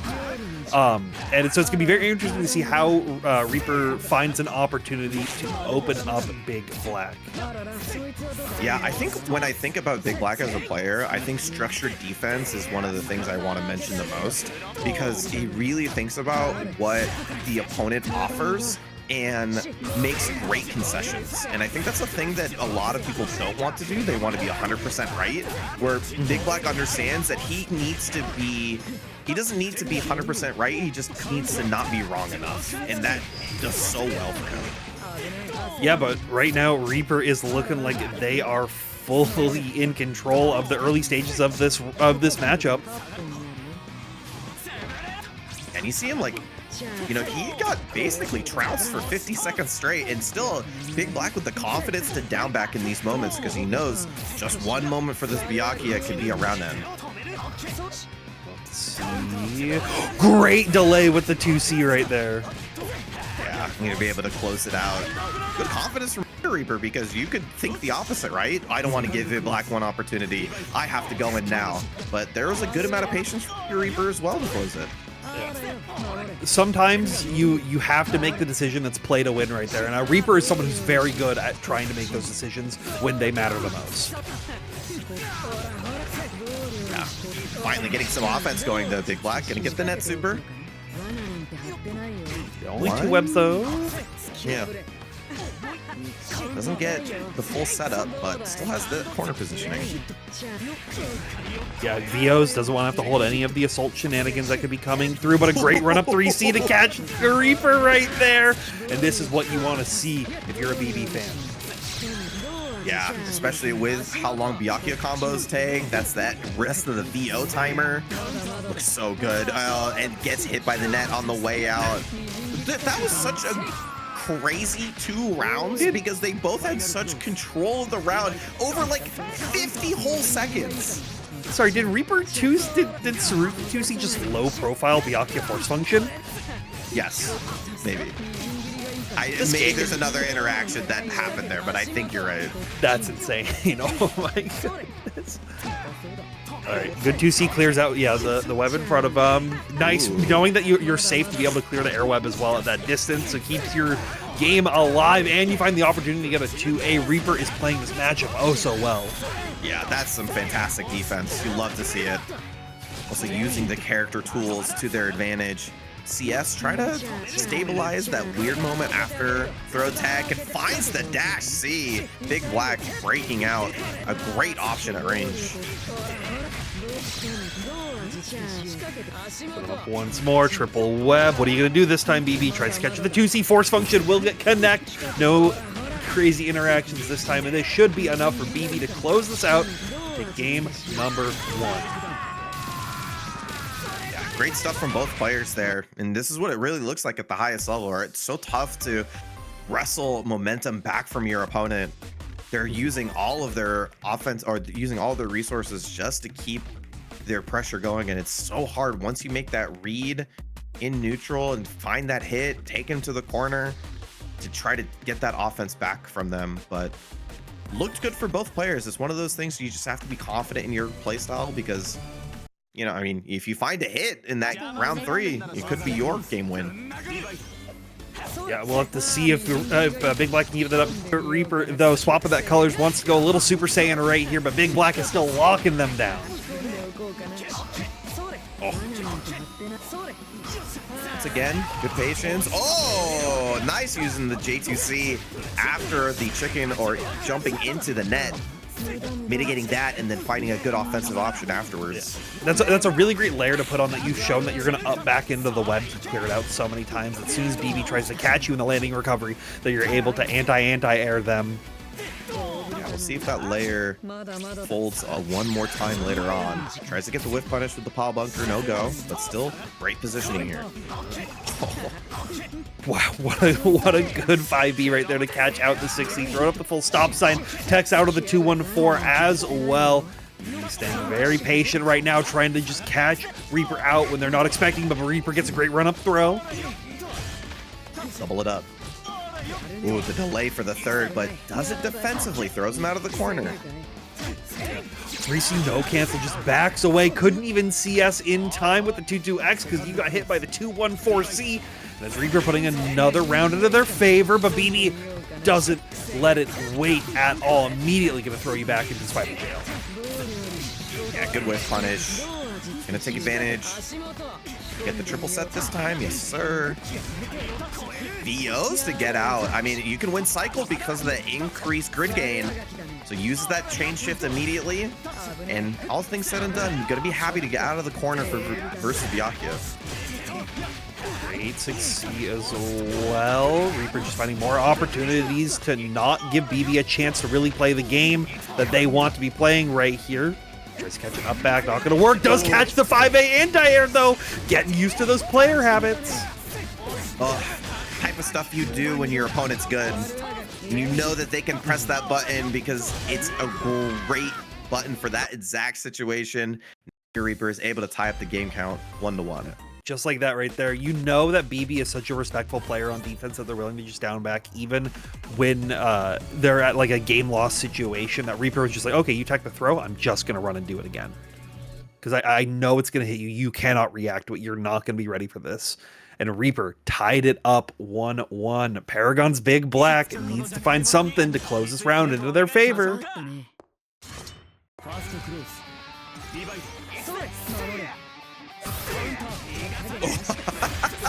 Yeah, why not? Just do it again. Yeah. If it ain't broke, if it ain't broke, don't fix it. Oh my god. We are now trying to add these layers to our mix. The classic. Hit him with the jump back, assault forward, back into the corner. Oh, and the overhead too. Oh, he's hitting him with the sampler. And Reaper doing a great job with some of these net play tactics, finding ways to open up BigBlack right here, but a great patient delay on a 5D press right there should give you the opportunity that you need to try to make this comeback. Yeah, I mean, what the strength of the character is, just needs one opportunity, sets the net. The CDP from downtown! Reaper is able to hit BigBlack. One more to move on through the bracket. Yeah, and finds a quick opening with the 6-6B as well, something that we haven't really been seeing a ton from Reaper right here. Oh no. The layers are just catching up to BigBlack right now. Just Reaper going for the option least expected. Throws him once more after the J6C throw whiff, but we just go with the 2A anyways, and as long as you keep it tight, CBO, 2C, 3 more buttons. NegaReaper gonna be moving on forward over BigBlack to the losers semifinals. Definitely want to play by mitigating their opponent's options, and I want to see how that comes once they fight against one another, who comes out on top. Yeah, I'm actually a little curious to see if Bolt loses a round, they might even switch to the Azuki, right, to just be able to play at a little bit of an off axis to what Londrekia wants to be doing, because both these characters have buttons that cover that same range, that like 5B and 5BB for Londrekia, and then that 5B, 2B, 2C, 5C range that Bolstruck can bring. That is true. Sometimes even if your button matches the opponent's button, having similar tools and ranges can be a little bit aggravating. You can kind of make it asymmetrical to fit your brain a little bit better.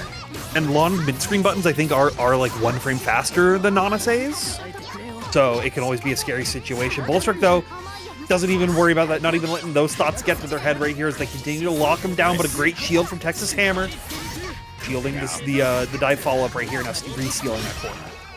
So I wonder what Hammer wanted to do here, but I think with the 200 meter, wants to keep the offense going, just give the cycle over. Not a big deal. Oh, the side switch, though, after the throw.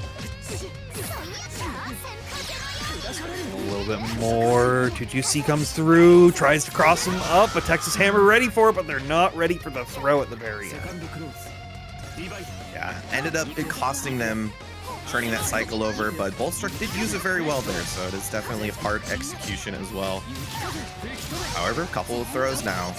A lot of blocks of grid and a nice 5B meaty to catch Boltstruck. Yeah, 5B being like such a good meaty tool, especially like a character like Nanase who just wants to do tornado or jump out in a lot of these situations. To hold north and take to the skies, you can really just catch them out at multiple opportunities with the active frames of that 5B right here. But Boltstruck gonna get hit by Hammer's DP, but just immediately returns with the 6-6C. And this is looking really good with cycle in their favor as well. The next hit could possibly do it. God. That disc in front of you. It's so good!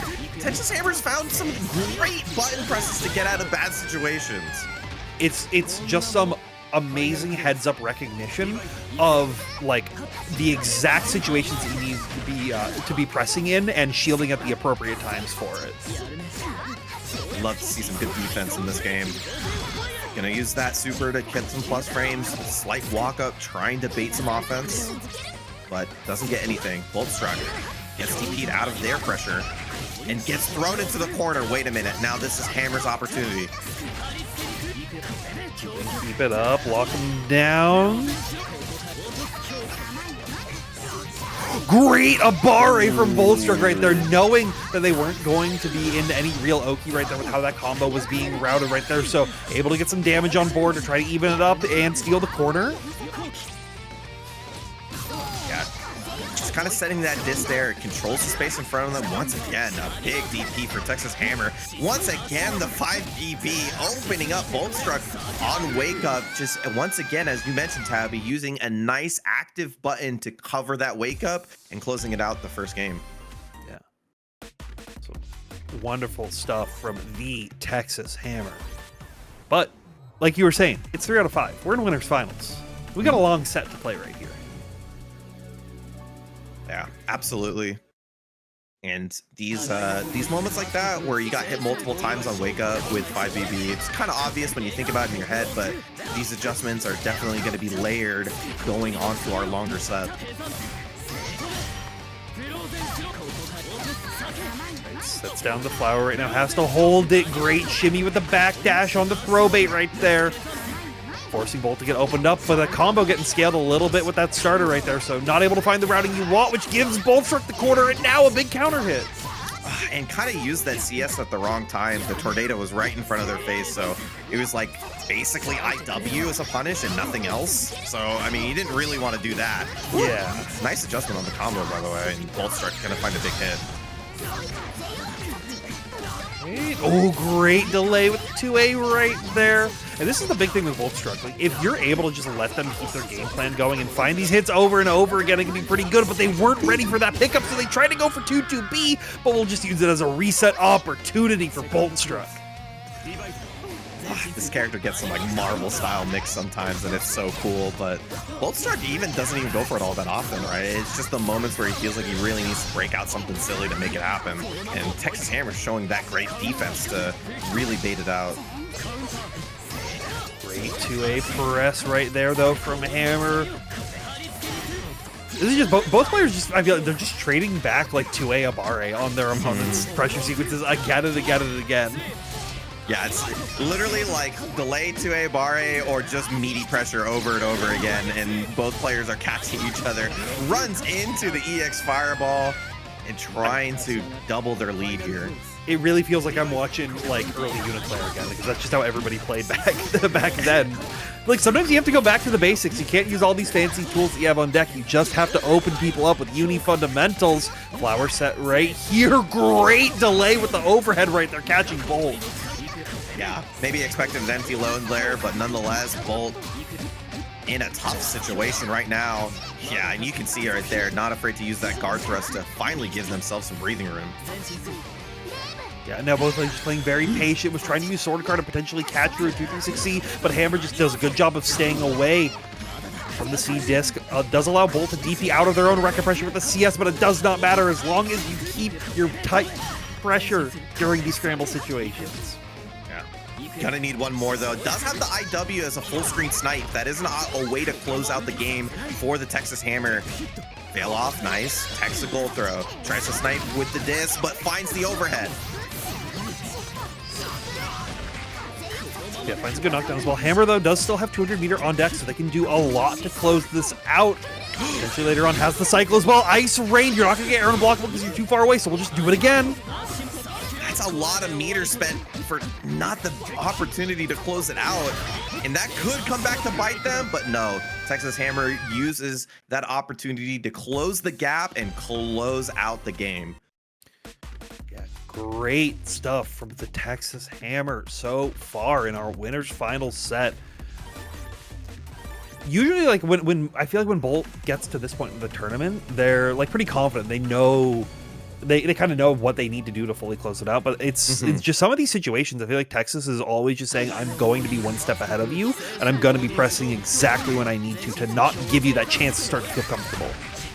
It can be tough when you're playing against people who are progressing the layers faster than you can sort of adjust to them. Then you don't even know what layer you're on. You're like, do I adjust past that? Do I answer the thing that just happened to me? And that's when the player can really get ahead of the opponent. But when you can get to that point, just resetting back to neutral, kind of playing that solid fundamental style could definitely give you a starting point once again. We'll see if Bolstruck can find it. He locks him out. 6-6C gonna be working out for Boltstruck once again.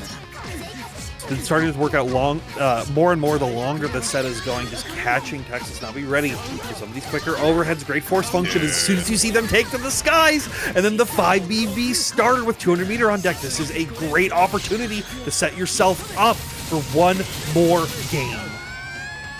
It's a good point, Tabby. Having the 2-button DP on FF means you can react to everything a little bit faster than other DPs. So immediately pressing that button once you see Nanase at the air, a little bit easier on this character.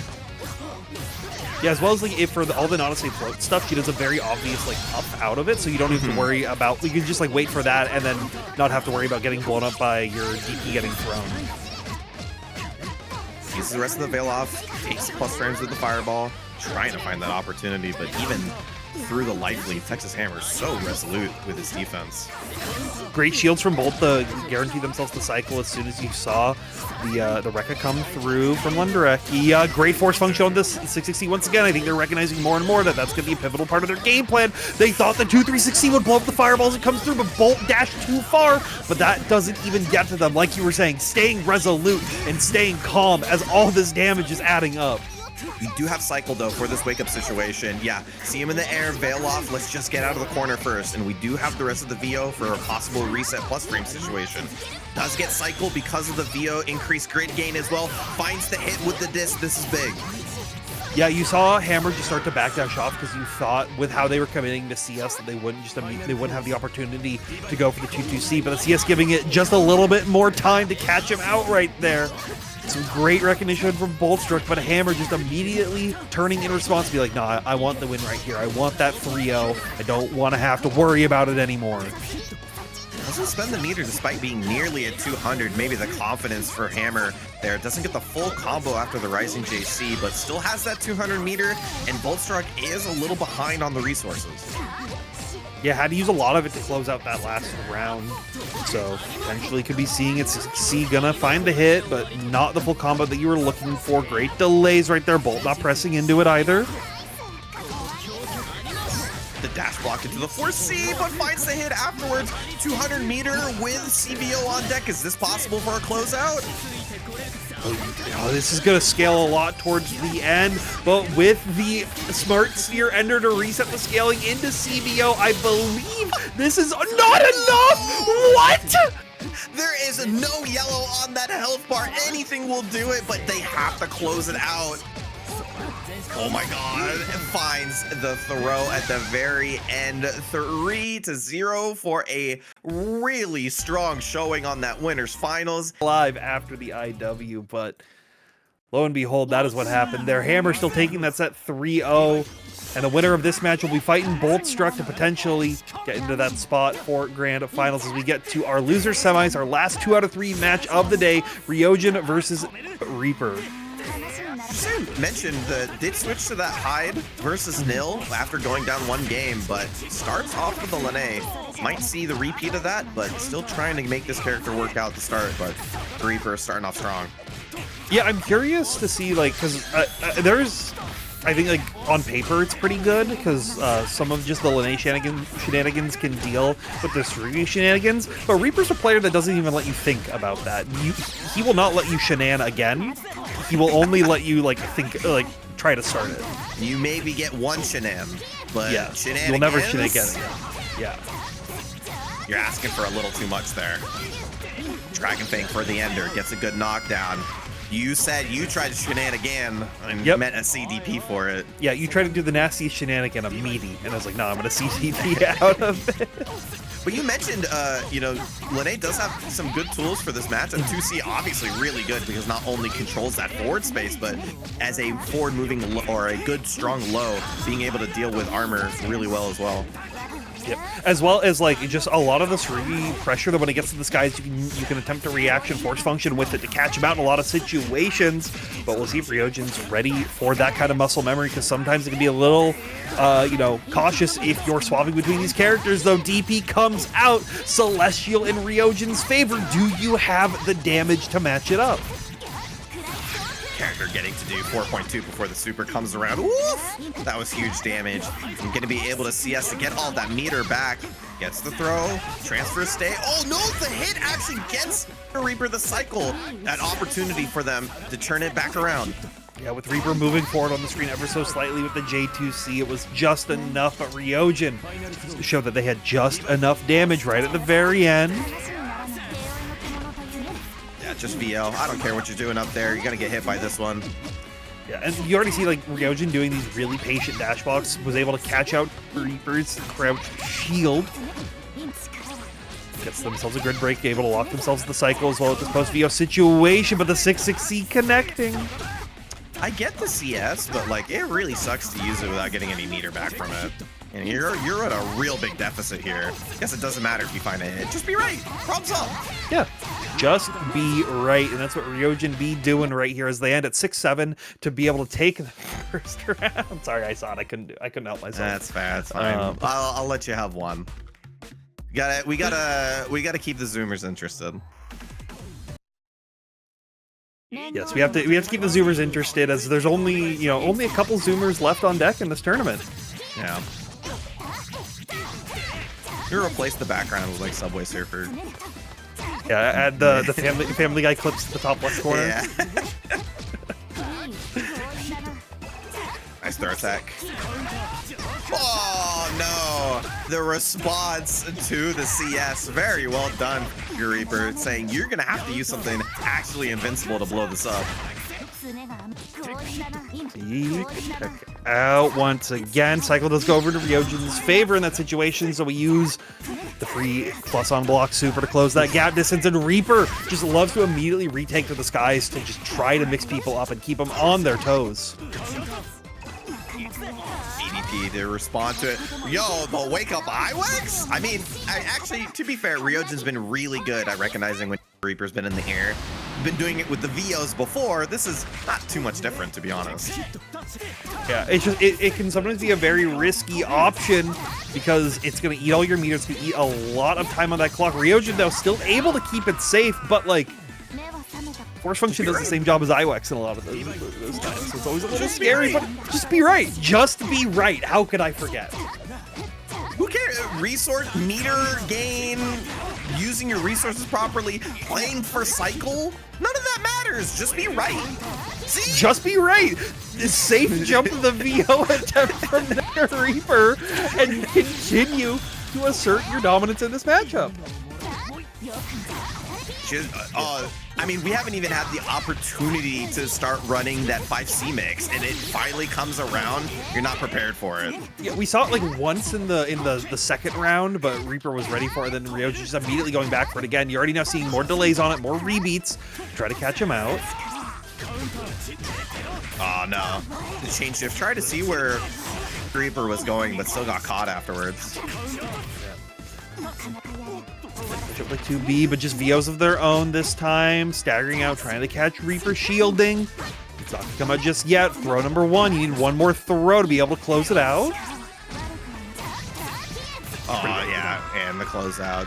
Good stuff. Ryojin able to take it 2-0 with the Linne and moving on through the bracket.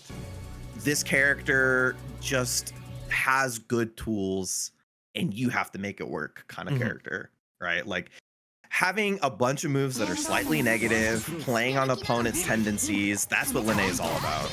I compare her a lot like for a Street Fighter analog where she is like Akuma. She's gonna just kind of like be able to do everything and generally have pretty good tools at doing that, but at the cost of like sometimes if you're wrong, you're just gonna die.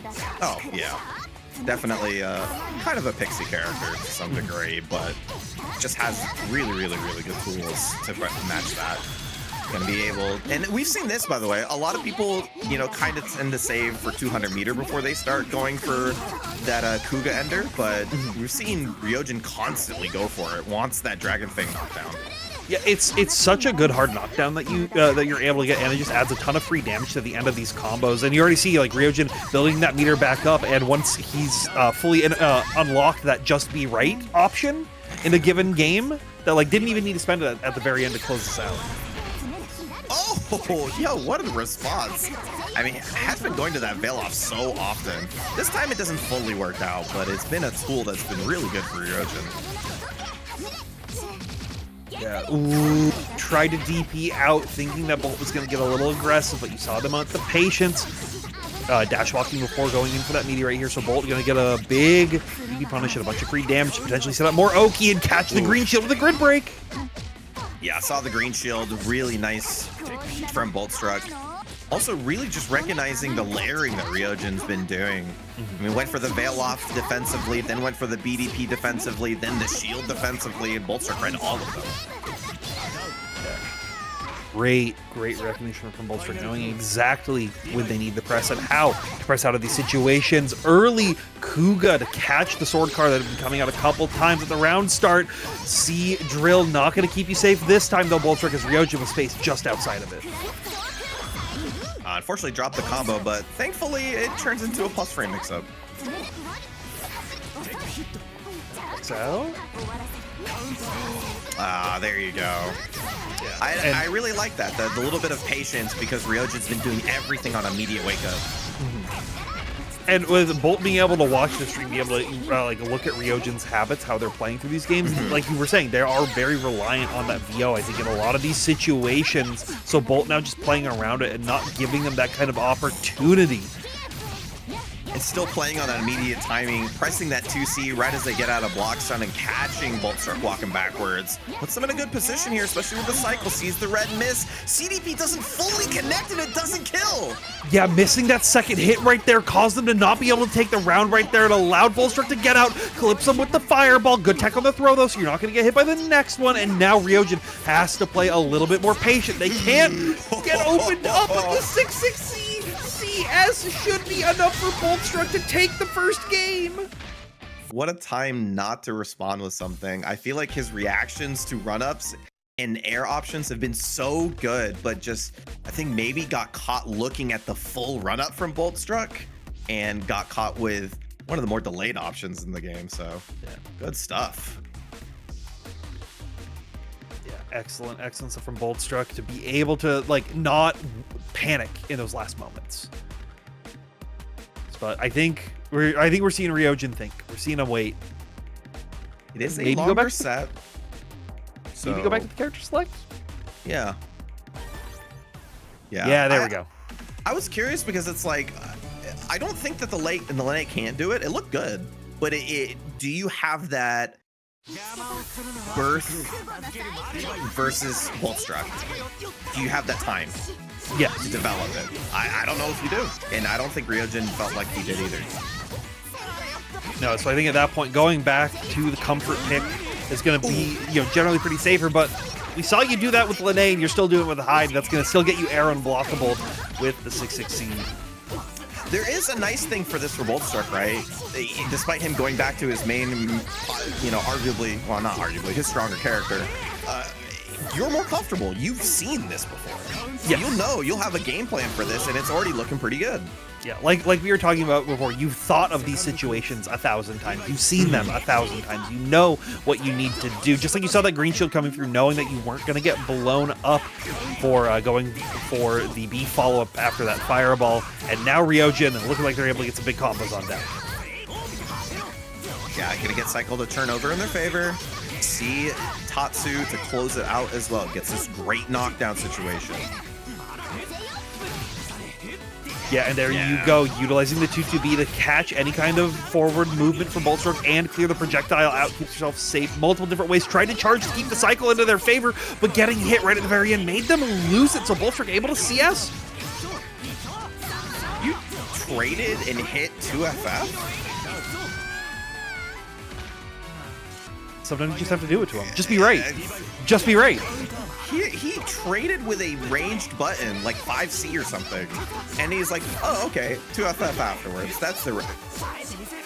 Sometimes you just have to throw the forward F250 at them. What are they going to do about it? Get out of the way? It's a big-ass truck.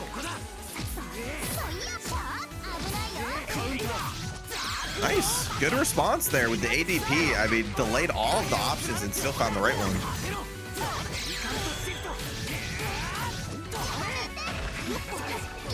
Under VO though, coming up from Bolt, being like, I'm not dealing with any pogos. I'm not gonna worry about getting crossed up. I'm just gonna worry about hitting you with the delay stagger 2A right here. Keeps you locked down on the corner.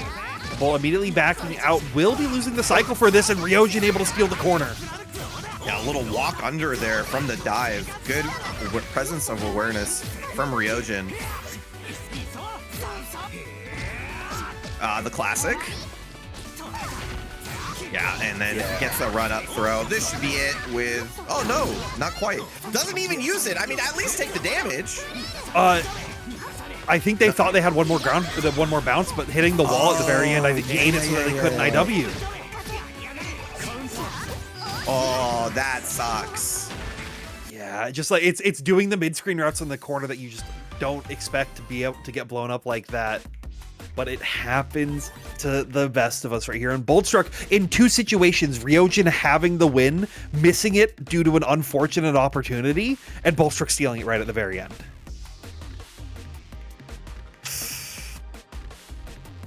Yeah.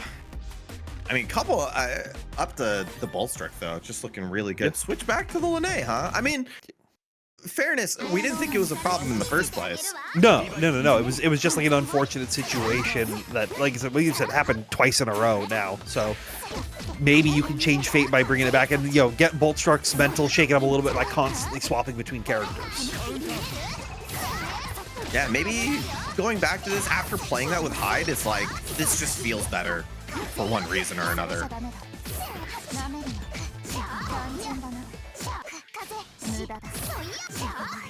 Riojin just staying very patient right now, utilizing that CS, not gonna give them an opportunity to go for any of those sword car follow-ups. So should be able to reset using that EX Kuga right there, but Bolstruck returning with the Amare 2A! Dash Amare 2A on Wake Up? Okay, alright, relax. Wait a minute. Look, domain expansion, just be right, affects both players, okay? That's true. The rules apply to me as well as Boltstruck sitting on set point.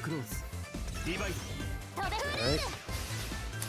Let's see what Riojin can do to potentially swing this set back. We've seen this. The set has been like very even over the course of it, but Bolt was just able to find those couple of wins right at the very end. So let's see if Riojin can turn the tides right here. Wow, immediately spends it after building the meter. There's definitely potential to hold it, but gets that throw. Backs up afterwards. Boltstruck's just trying to create the space and let the fireball run in first.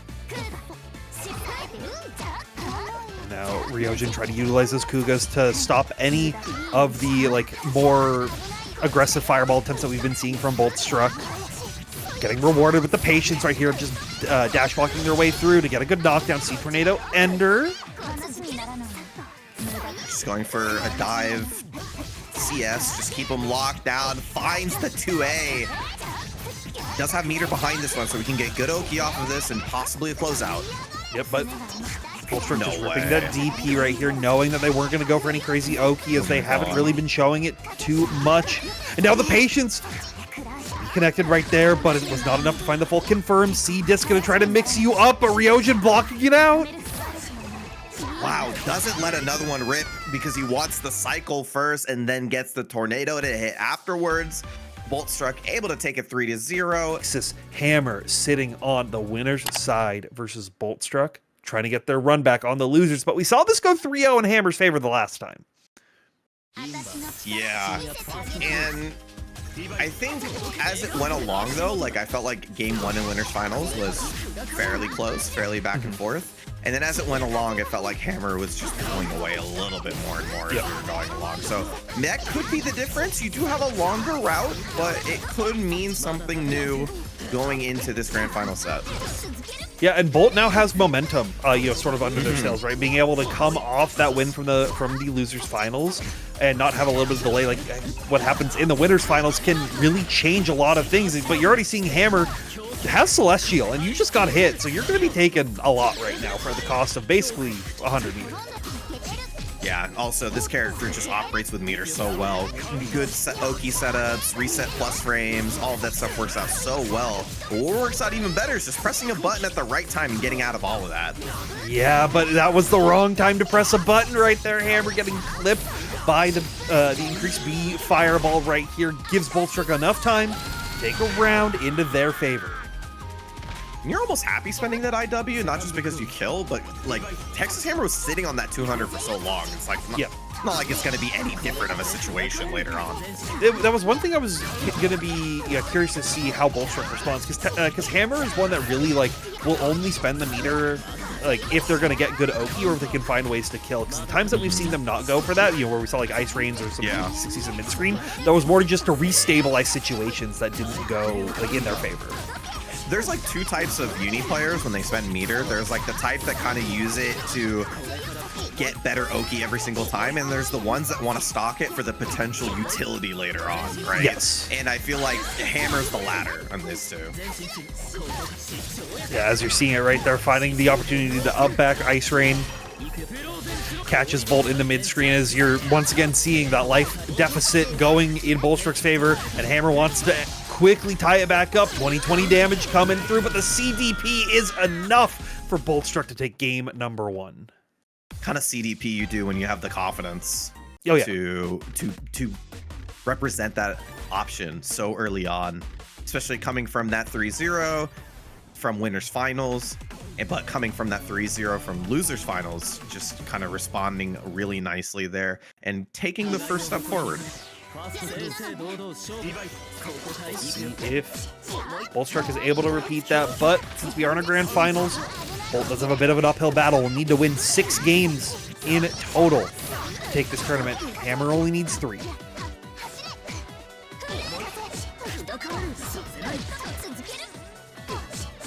Oh my god. Good patience from Hammer. There's like 3 times where he's changed up the timing of his pressure and didn't bite until the right moment.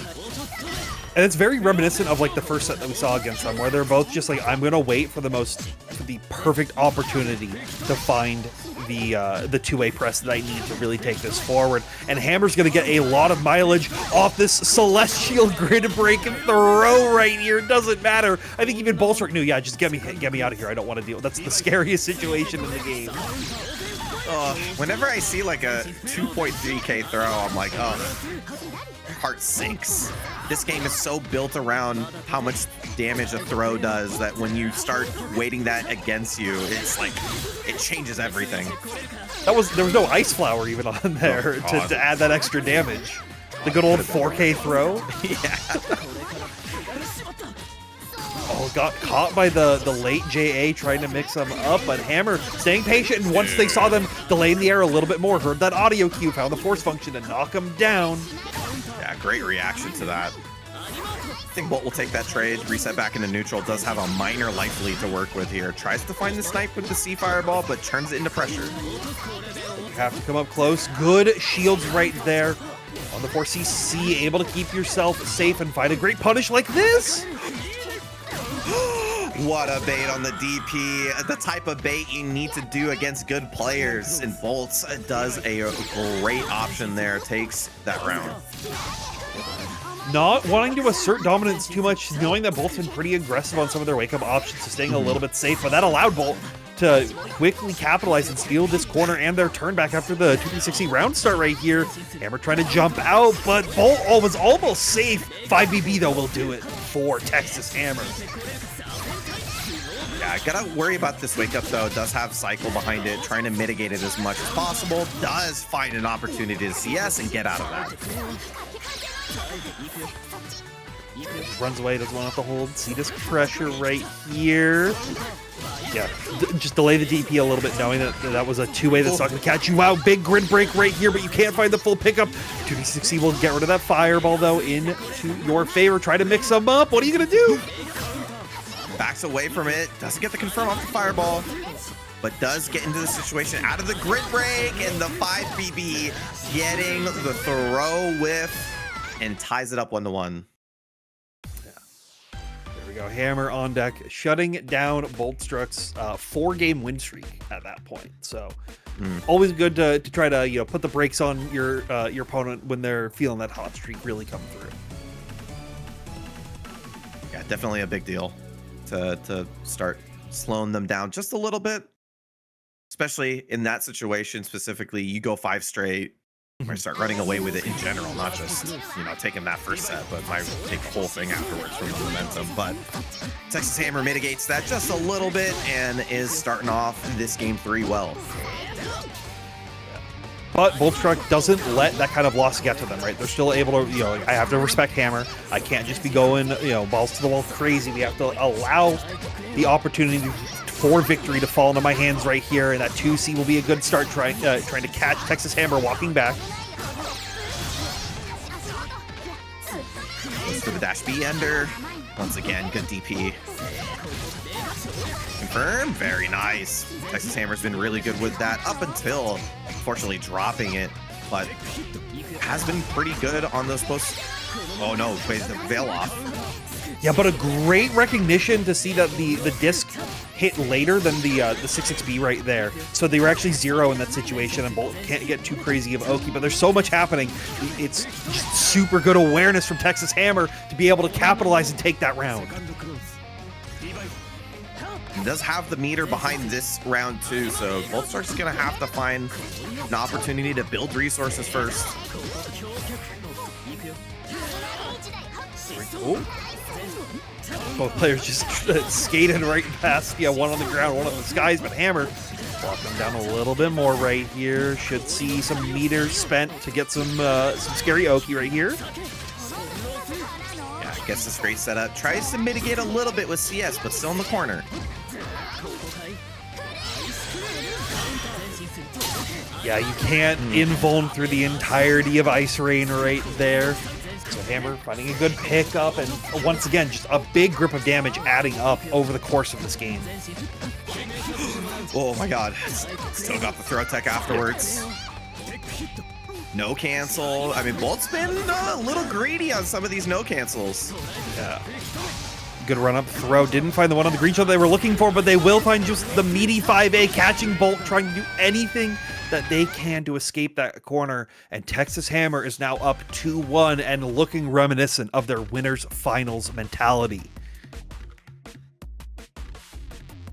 Yeah, definitely a tough situation to be in, especially you're feeling good with the 4 straight, and then you lose one. You're like, oh, it's not that big of a deal. And then you lose 2, and it's only 1 more left. And we finally see the switch, something you mentioned a while ago, Tabby, going to the Zuki.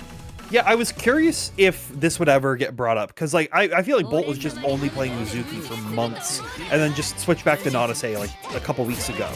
But now Bolt is like, I feel super confident in them just wanting to dual main with this character for a lot of situations, and right now they feel like Uzuki might be the thing that they need to keep Hammer on their toes. There you go, Totsugeki finding the hit. Nice conversion. That was a little bit of a weird hit there, but made it happen. Go trying to catch him out, but just getting eaten by the coffin. Good pressure from Boltstruck right here. And you already see like Hammer has quickly changed their playstyle, knowing exactly what you need to do versus Suzuki. Just be patient, dash block when you have the opportunity, and create a chance for you to find the hits. Yeah, now Hammer. Oh. Once again, just great timing on the Totsugeki. I was gonna say that Hammer had a great positioning to close that one out, but Boltstruck, right time, right place for everything. It's one of the best specials in the game, man. It's so good. Yeah, it's one of the best specials. It's also like this is one of those matchups that like a lot of Uzuki tools actually deal with Londrekia tools pretty well. So it's really up for Hammer right now to find the opportunity to take these wins, so you can't let the set go on too long.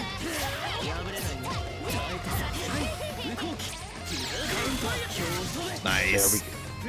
Yeah, beating out that 6C very well with the fireball. Gonna be able to carry corner to corner and still has that 200 meter because of the CS.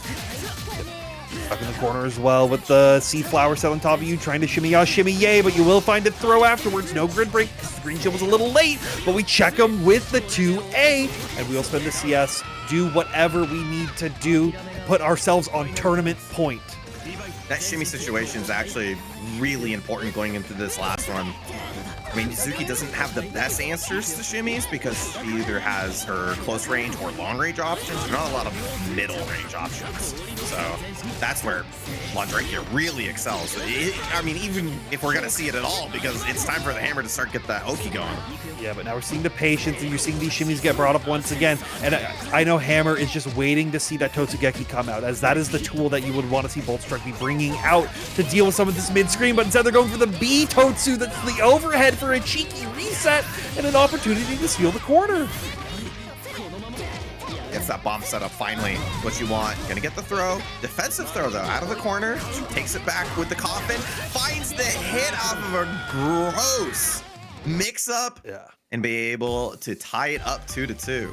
Yeah, and this is, I think, the secret that Boltstruck needs to add the advantage, because Uzuki is able to just present these like stop signs on further portions of the screen that Hammer just can't like ice skate in for free anymore, like you can versus Nanase, right?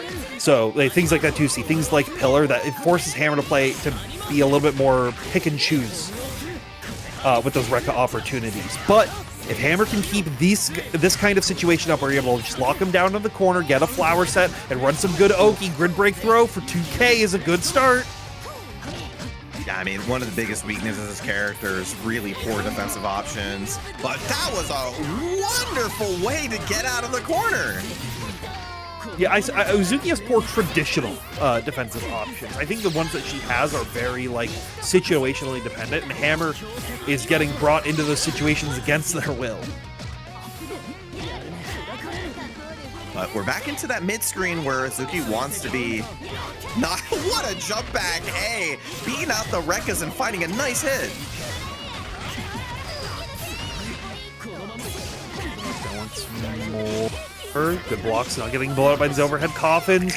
All that grid is getting sent over to Texas Hammer, though 2360 will allow them to get out of the corner and reset mid-screen. Hammer's defense has just been so good, but finds a 2-2B.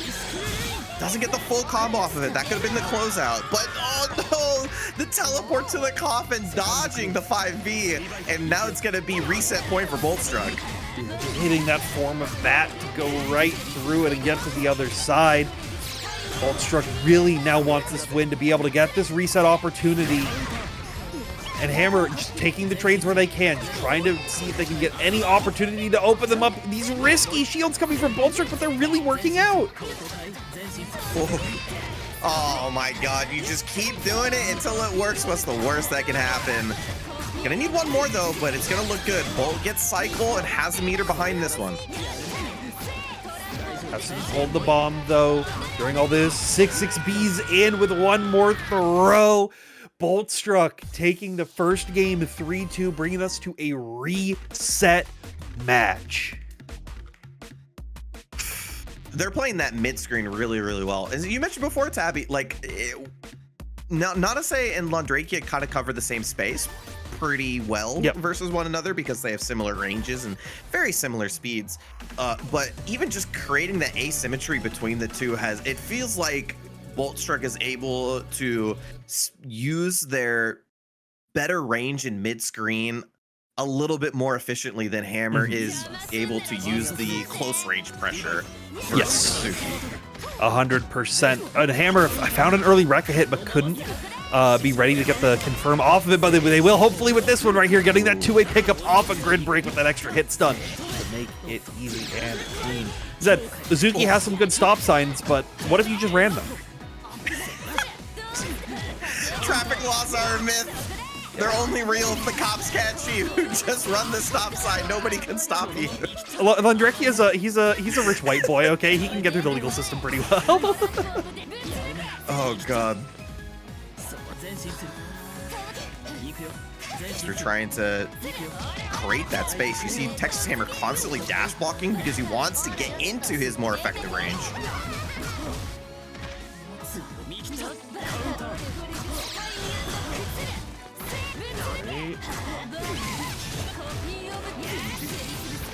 Yeah, and the closeout. Very nice. What?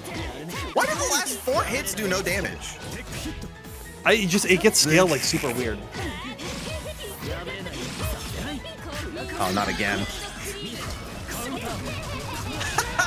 Very great. I mean, just the perfect spacing to catch that roll. Well done.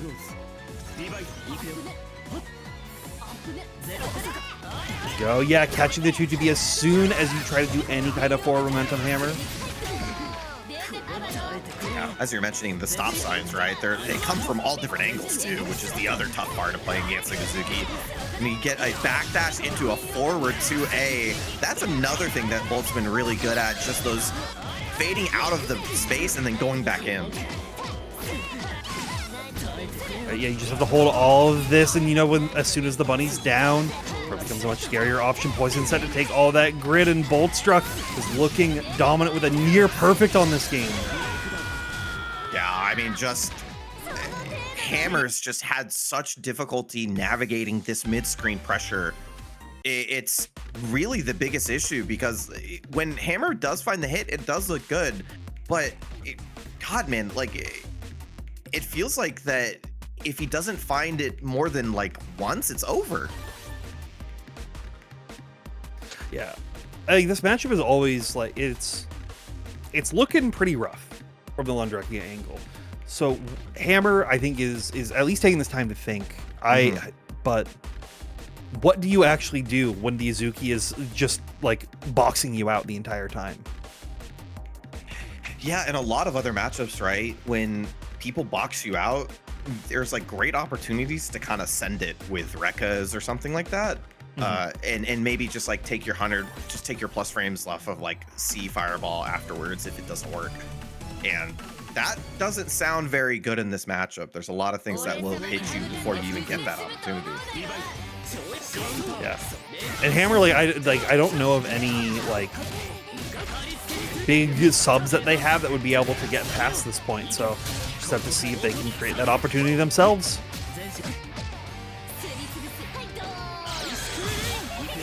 That might be a thing to think about, though. Hammer's been pretty passive in those situations where he's kind of let Boltstruck do that jump to C and kind of get out. You might just need to bet a little bit more in those situations, because I don't know if this situation's any better for you. Yeah, but it's like, how much are you willing to gamble at this point? Because I feel like it's, but like you said, sometimes you just have to find that opportunity to play to win, and that's what Bolstruck has been doing so far. Yeah, 100 meter, gonna get this great knockdown. Coffin mix, goes for the Kamea grab. Bolt's also been doing that really well, layering on the offense and adding new things constantly, even in this game 2 or game 3 of the Azuki. Yeah, it's so scary to like press into any of it with some of your options. Force function might not even reach her at the top of the coffin. Like, how do you solve a problem like Uzuki in this situation? Great 5A pick right there, but Bolt wasn't able to find the full routing that they were looking for.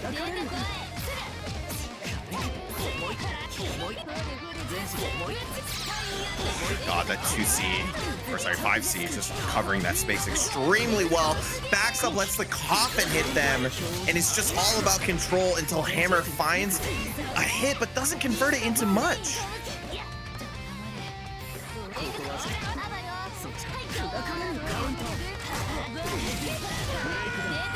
Right, excellent.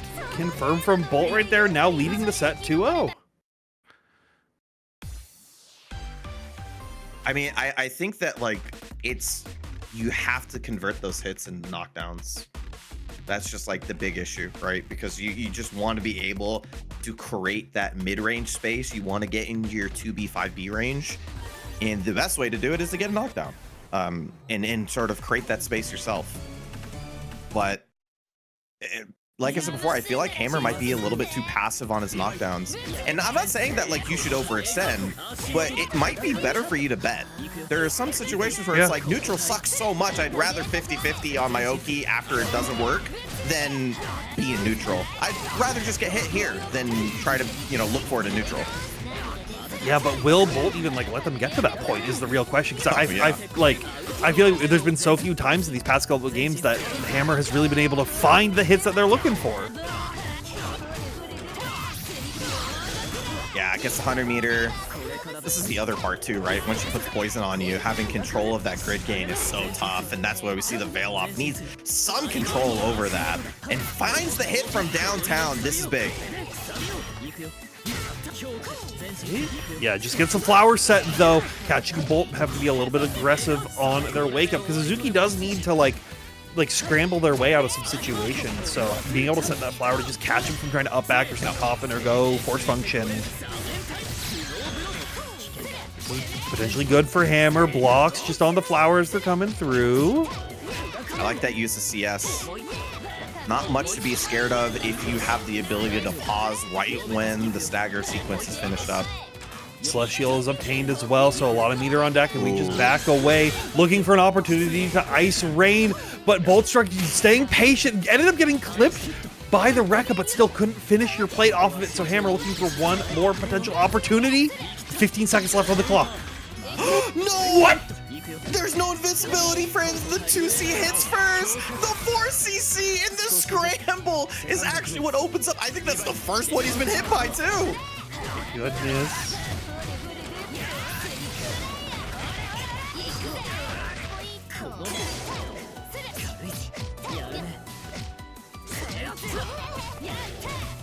Nice punish after the shield. That's another part of it too. I mean, Bolstruck's defense just on this character has been good, so it's extra tough to find the extra hits when you do. Just backs away. Yeah, Hammer is almost taking the advice that you have suggested and doing the exact opposite, but in a way that works. Just playing like hyper defensive, right? Like no need to go for aggression, no need to do the crazy things unless you have CS to keep yourself safe afterwards, and then you can start making the Londrekia game plan work. But just go full screen. Just stay away from the Uzuki player. And that's, once again, great layering from Bolt, using the bats to catch the jump back away from what Texas Hammer thought would be the command grab. That's going to put Boltstruck at tournament point. Yeah. See if Hammer can find that opportunity that we got in the first round of this game to make a little bit of a repeat, but right now, Boltstruck is just looking so dominant. Ooh, I kind of love the greed there. You expect the super after the Rekka to kind of get the plus frames and catches the backdash with the dash C.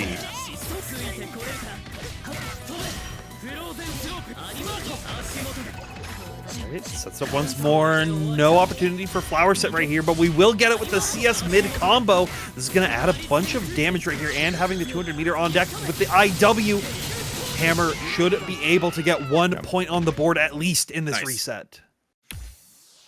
I love that read on backdash because that's been a way that Bolt's been getting a lot of hits. That sort of fade out, fade back in, getting something to whiff, and then dashing in with a jump A, or sorry, with a 2A, or that fade away jump A from before. So that's been really, really good. And Texas Hammer answered that. We'll see how we can layer it. Well, no, Bolt just brings back what worked in the first place, the Totsugekis. Yeah, like, it was not about what Bolt did wrong, it was about what Hammer did right in those less situations. And that's much easier in Bolt's situation to adapt and adjust to exactly what Hammer wants to bring to the table. But this is still a good start. Guard thrust gets auto-corrected, so you're stuck in the corner now, but it's fine. We force function out. No DP, 660 hit, counter hit, though. This is good for Hammer. Yeah, you have all these resources behind it, too. I want to see if he wants to go for the lockdown here or extend his pressure later on. Yeah, he wants to keep it here. He wants to save it for next round, actually. He's going to send that pressure in the next 99 seconds. I think versus in this matchup specifically versus Bolt, I think keep 100 at all times. Yes. That feels good. Like, yeah, we've seen Hammer go for like get 200 back away double ice rain, and it just does nothing, right? It just feels like it was like 200 meter kind of down the drain. But just making sure that you could have a 236C to come out, or that you could have a C flower to set at the end of your combos if you're able to secure a hit, it's just going to be oh so important. But Bolt, just if I don't get hit, I don't have to worry about any of this. Just block it. Once again, being right is so good. Yeah. And Bolstruck's so right that the person who presses force function more than anyone else in the whole cast was able to maintain Celestial, and able to get a ton of plus frames out of it, setting up these items as well. And this is scary for Hammer. Good blocks on the pressure. SCS catches the backdash. Not going to be a lot of damage. Well, that's going to be good damage. Be able to get back in there with the 200 meter too. So once again, Poison Super going to control the grid game. Which ends up going into Bolt's favor once again, but Hammer still has 200 meter on deck. We can potentially see something if they can get to a point where they can safely press it, but Bolt is not allowing it. Uzuki threw them into the Totsu. Good tech out. Celestial now in Hammer's favor. Oh, send it. It's time to send it. Look at all the resources. Yeah, there you go. I want you to spend the money first, and then you can CS later on to get it back. Guard thrust to put him in the corner. Yes, CS is right here. 260 able to make sure you can keep your turn. 4C connects on the backdash, knowing how much Bolstruck has wanted to escape out of that exact range. And with only 10 seconds left, will IWEX to guarantee it. Texas Hammer tying it up 2-2. This is a crazy turnaround, but what's cool about it is that it's so structured. It makes so much sense when you look at it from Hammer's perspective. I'm coming in only when I have meter, when I go and I bet in these near full screen situations, and then if it doesn't work, I plus frame you with C Fireball. If it does work, then I'm just gonna get the hit, try to carry you to the corner, and get good Oki anyway because I have Flower Oki. But it's so reliant on a Hammer getting to the exact screen spacing that they need to be doing, and if Bolt is able to create the opportunities to make them not get to that point, it can be very advantageous. Hammer, though, escaping out of those swordfish right there is a good potential start for them, and these are some risky green shields that Hammer's not punishing right now. Oh, well, actually, what ends up opening him up is a dash to C of all things, especially point blank. It's not what you expect. Poison, though, making it tough. Great, no cancel on the Rekka follow-up right there. Trying to make Bolt catch him and go for like a CS to, you know, just get the guaranteed punish in between, but that allowed Hammer to find a 5B reset right here, and then getting hit by Flower. This is the start that Hammer needs. Oh, it's so good, especially cycle turns over for Hammer when he doesn't have that 100 meters, so he can go for a mix, CS it, and then have the plus frames afterwards. He just dash throws.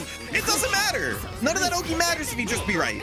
Yeah, just be right here. Great little micro dash box. Hammer trying to bait Bolt out, but as soon as that third one comes through, the 2C is what will catch Hammer walking back, and now you're gonna eat this poison, which is gonna take that grid out of their hands.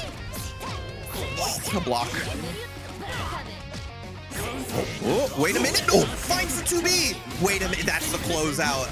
Gonna be able to save all the meter too? No. All right. Has to spend 100, but still, great situation. There's a world that maybe you do it meterless, but I think you just have to spend it because you're only spending 75 on that super, and you just want to make sure that you can have that round go into your favor. Texas Hammer once again on match point. Oh, this is going to be a big situation. Does he spend meter here to lock it down and get the cycle? He baits the veil off! That's the first one we've seen in ages, and he still makes the read. Bro, he was ready for, he was looking for that, he was looking for up tilts, he was looking for everything right there, still able to find the hit, able to eat so much of this VO away, does not give Bolstruck an opportunity to go for 2-2C, 6-6C, gonna come out, just keep those plus frames, and we're gonna try to steal the corner. We're gonna use the meter however we can, take it to the skies, but you're not hit out just yet. That's the rest of the confirmation. No! Oh my god, this guy's so good. Is that gonna be enough damage? It is the last hit. Will confirm our winner for this week's Under Night in Birth 2. Texas Hammer gonna be taking your 41st TNS bracket.